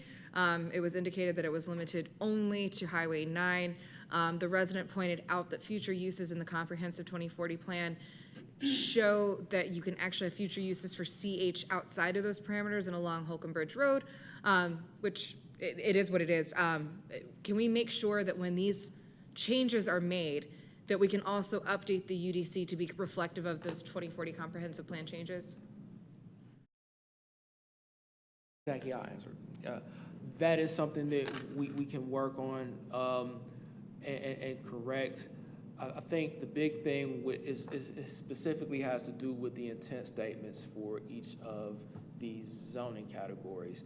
And in those intent statements, it mentions specific character areas or future land use categories that the zoning in question that's being described implements. Not to get too deep into the specifics of it, but it's in some ways it's kind of putting the cart before the horse when you do that. In my experience, I've seen comprehensive plans where in the future land use plan, it talks about which zoning districts are compatible with that desired future land use pattern or that character area. But never until I come here have I seen where in the code you're calling out specific character areas or future land use designations. It's kind of backwards. So in order to have the flexibility with your code, it's probably better just to say, what types of uses are intended to be, just a general description of what types of uses are intended to be under that zoning, and not get too deep into the future land use, because your comp plan is going to tell you that, it's going to dictate that. And since the comp plan is a guide, itself is not codified law, it kind of makes it clear to everybody that the comp plan and the future land use character area designations are not codified law. So it kind of makes the slate a little cleaner for everybody to understand better.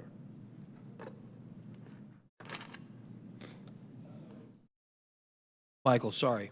Thank you. And actually, based on my interpretation of the residents' comments, and hopefully we'll hear public comment as well, but I think, you know, this goes back to the mayor mentioned earlier, just the intent of this council to clarify the code and make it more user-friendly. I think this is actually a good opportunity related to that just need to make, I think, in kind of cleaning that up, making sure that it's clearly addressing the current comp plan and just making sure that just everything's crystal clear for any resident or developer going to it. So I think that will help.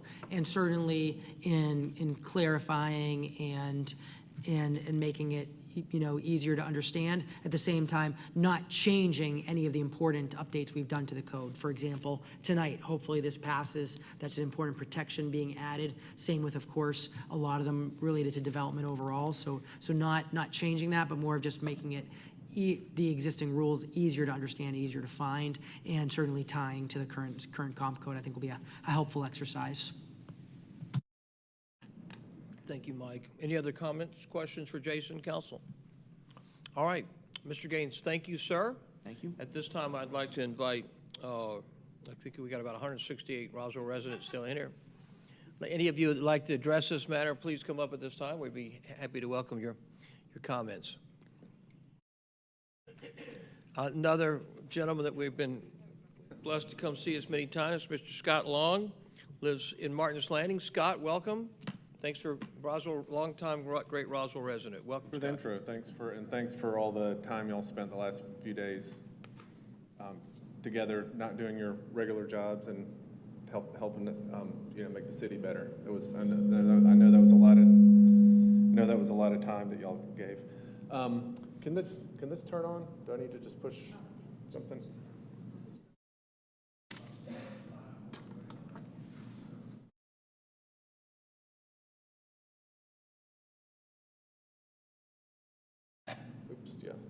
So yeah, this was just about the in the first reading during the meeting, y'all did some great working together to have this change not only be the light industrial, but also include CH. So one of the questions that was going back and forth was, well, where is CH allowed in Roswell, so that it would be clear where you were allowing this. And the kind of answer came back, don't worry, it's only on Highway 9 North, kind of near where the car dealerships are. So I looked at the UDC, and it is Highway 9 where the car dealerships are, but it very clearly says that CH is also allowed on Holcomb Bridge Road and at 400, but that it's not allowed along Crossville. So you could see how if you were someone looking to rezone a parcel for CH for anything, whether it be CBD store or whatever, that you might look at the UDC and decide that these are the places you could do that. So, and a citizen that I know that worked very hard on the comp plan mentioned that they had changed the comp plan to not allow this anymore and was surprised that the UDC still said that. So, yeah, it seems like, I think anytime we've made comp plan changes before, the intent statements has been changed to be synchronized with the comp plan. In this case, it just hasn't been done so far, but it would, seems like if people go to the UDC for what they can do, it seems like it would be advisable to update it to match the comp plan. I think that would be the strongest way to do it, would be update it to match the comp plan. I guess another one would be to completely delete the intent statement and just say, please look at the comp plan. That would also allow it to be like automatically updated. So that was really my only comment, was just that kind of stood out. This was language from the 2035 comp plan, and it references, character areas from the 25-30 plan, many of which are no longer even exist in the 2040 comp plan. So that's it. Thank you so much for all y'all's work. Scott, thank you, sir. I just saw a vehement disagreement between my city attorney and ComDev director. I just saw him give me the exact opposite answers on the same question as you were talking. So we'll have to save that for another day. And we will be clarifying the UDC to the whole point of your to much of the point of what you had to say. Would any other Roswell residents like to address this particular matter at hand? All right. Thank you, everyone. I bring it back to council. Any additional comments or questions from council? That being said, Councilmember Palermo, would you like to make a motion on the second reading of this item? Item number 7, motion to approve the second reading. Thank you, Councilmember Palermo. Is there a second to that motion? Seconded by Councilmember Mortland. All in favor of passing the second reading of the approval of the text amendment to UDC Article 9 use provisions, Articles 4, 5, and 6 to allow defined use in the IL district, please raise your hands. It passes unanimously. Thank you very much. Councilman Palermo, item number 8, would you please read the last community development item? Approval of the initiation of a text amendment to the Unified Development Code regarding changes due to the zoning procedures law. Ms. Dybel?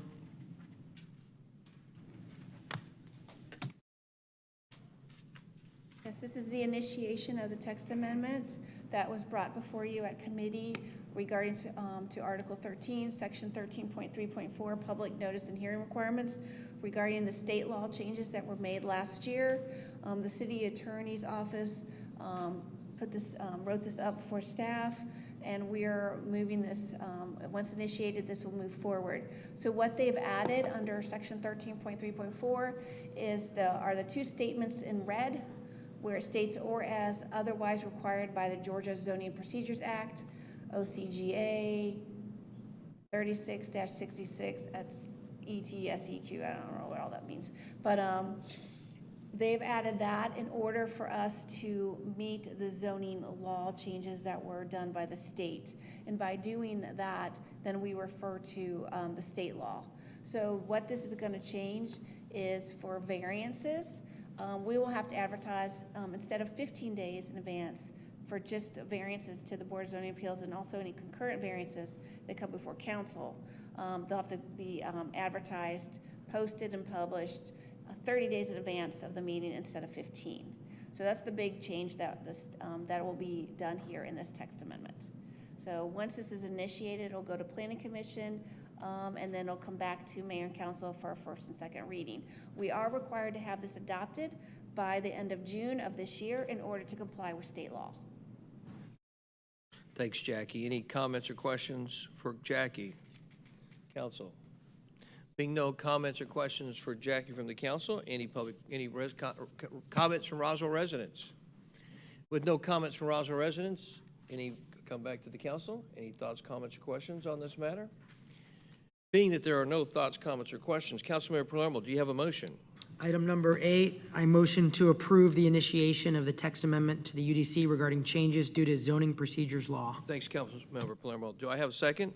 Second by Councilmember Vanstrom. All in favor, please raise your hands. Motion passes unanimously. Thank you very much. Next is the City Attorney's report. City Attorney David Davidson, would you please read your first item on your report? Thank you, Mayor. The first item I have is approval of a text amendment to Chapter 13, Offenses and Miscellaneous Provisions, Article 13.1, Offenses Involving Public Peace and Order, by adding a new Section 13.1.15, Residential Restrictions for Registered Sex Offenders, and amending Chapter 8, Health and Public Safety, Article 8.8, Nuisances, Section 8.8.3, Types of Nuisances, by deleting subsection H and replacing it with a new subsection H of the City of Roswell Code of Ordinances, and this would be the first reading. Thank you, David. Would you read the ordinance and then explain it, please, sir? Yes, sir. Thank you. This is an ordinance to amend Chapter 13, Article 13.1, Offenses Involving Public Peace and Order, and Chapter 8, Article 8.8, Section 8.8.3, Types of Nuisances of the Code of Ordinances of the City of Roswell. Now, therefore, the Mayor and Council of the City of Roswell, pursuant to their authority, do hereby adopt the following amendment, text of which is incorporated herein by reference, and if approved, this would be the first reading. Basically, this is an ordinance prohibiting persons that are listed as a level 2 risk assessment under the state law, or as a sexually dangerous predator under OCGA Title 42, it prohibits them from residing, renting, leasing, or cohabitating in the same single-family residential unit as any other non-related sex offender. And that is the Section 13, and the Section 8 would make it also a nuisance for the house, the property itself, to maintain two of those people living in the same place. David, thank you very much. Does council have any questions or comments for Mr. Davidson? Mr. Worthland? Outstanding. All right, is any Roswell residents who'd like to speak on this item? Being there are no Roswell residents, bring it back to council for any last comments on this matter. No last comments. Thank you very much. Would anyone like to make a motion on this? Councilman Worthland? Motion to approve the very long approval of a text amendment to Chapter 13 Offenses Miscellaneous Provisions, Article 13.1 Offenses Involving Public Peace and Order by adding new Section 13.115 Residential Restriction for Registered Sex Offenders and amending Chapter 8 Health and Public Safety, Article 8.8 Nuisances, Sections 8.83 Types of Nuisance by leading subsection 8 with a new subsection 8 of the City of Roswell Court of Ordinance. First reading. A motion has been made by Councilmember Worthland. Is there a second? Second. Second by Councilmember Hills. All in favor, please raise your hands. Motion passes unanimously. Thank you very much. Mr. Davidson, do you have a second item to read here tonight? I do not have a recommendation for closure. I don't think that you are. All right, so being that there are no other items, do I have a motion? I do need a motion to close, don't I? Yes, I need a motion to adjourn. Do I have a motion to adjourn? Seconded. All in favor of adjournment? Please raise your hands. We are adjourned. Thank you very much.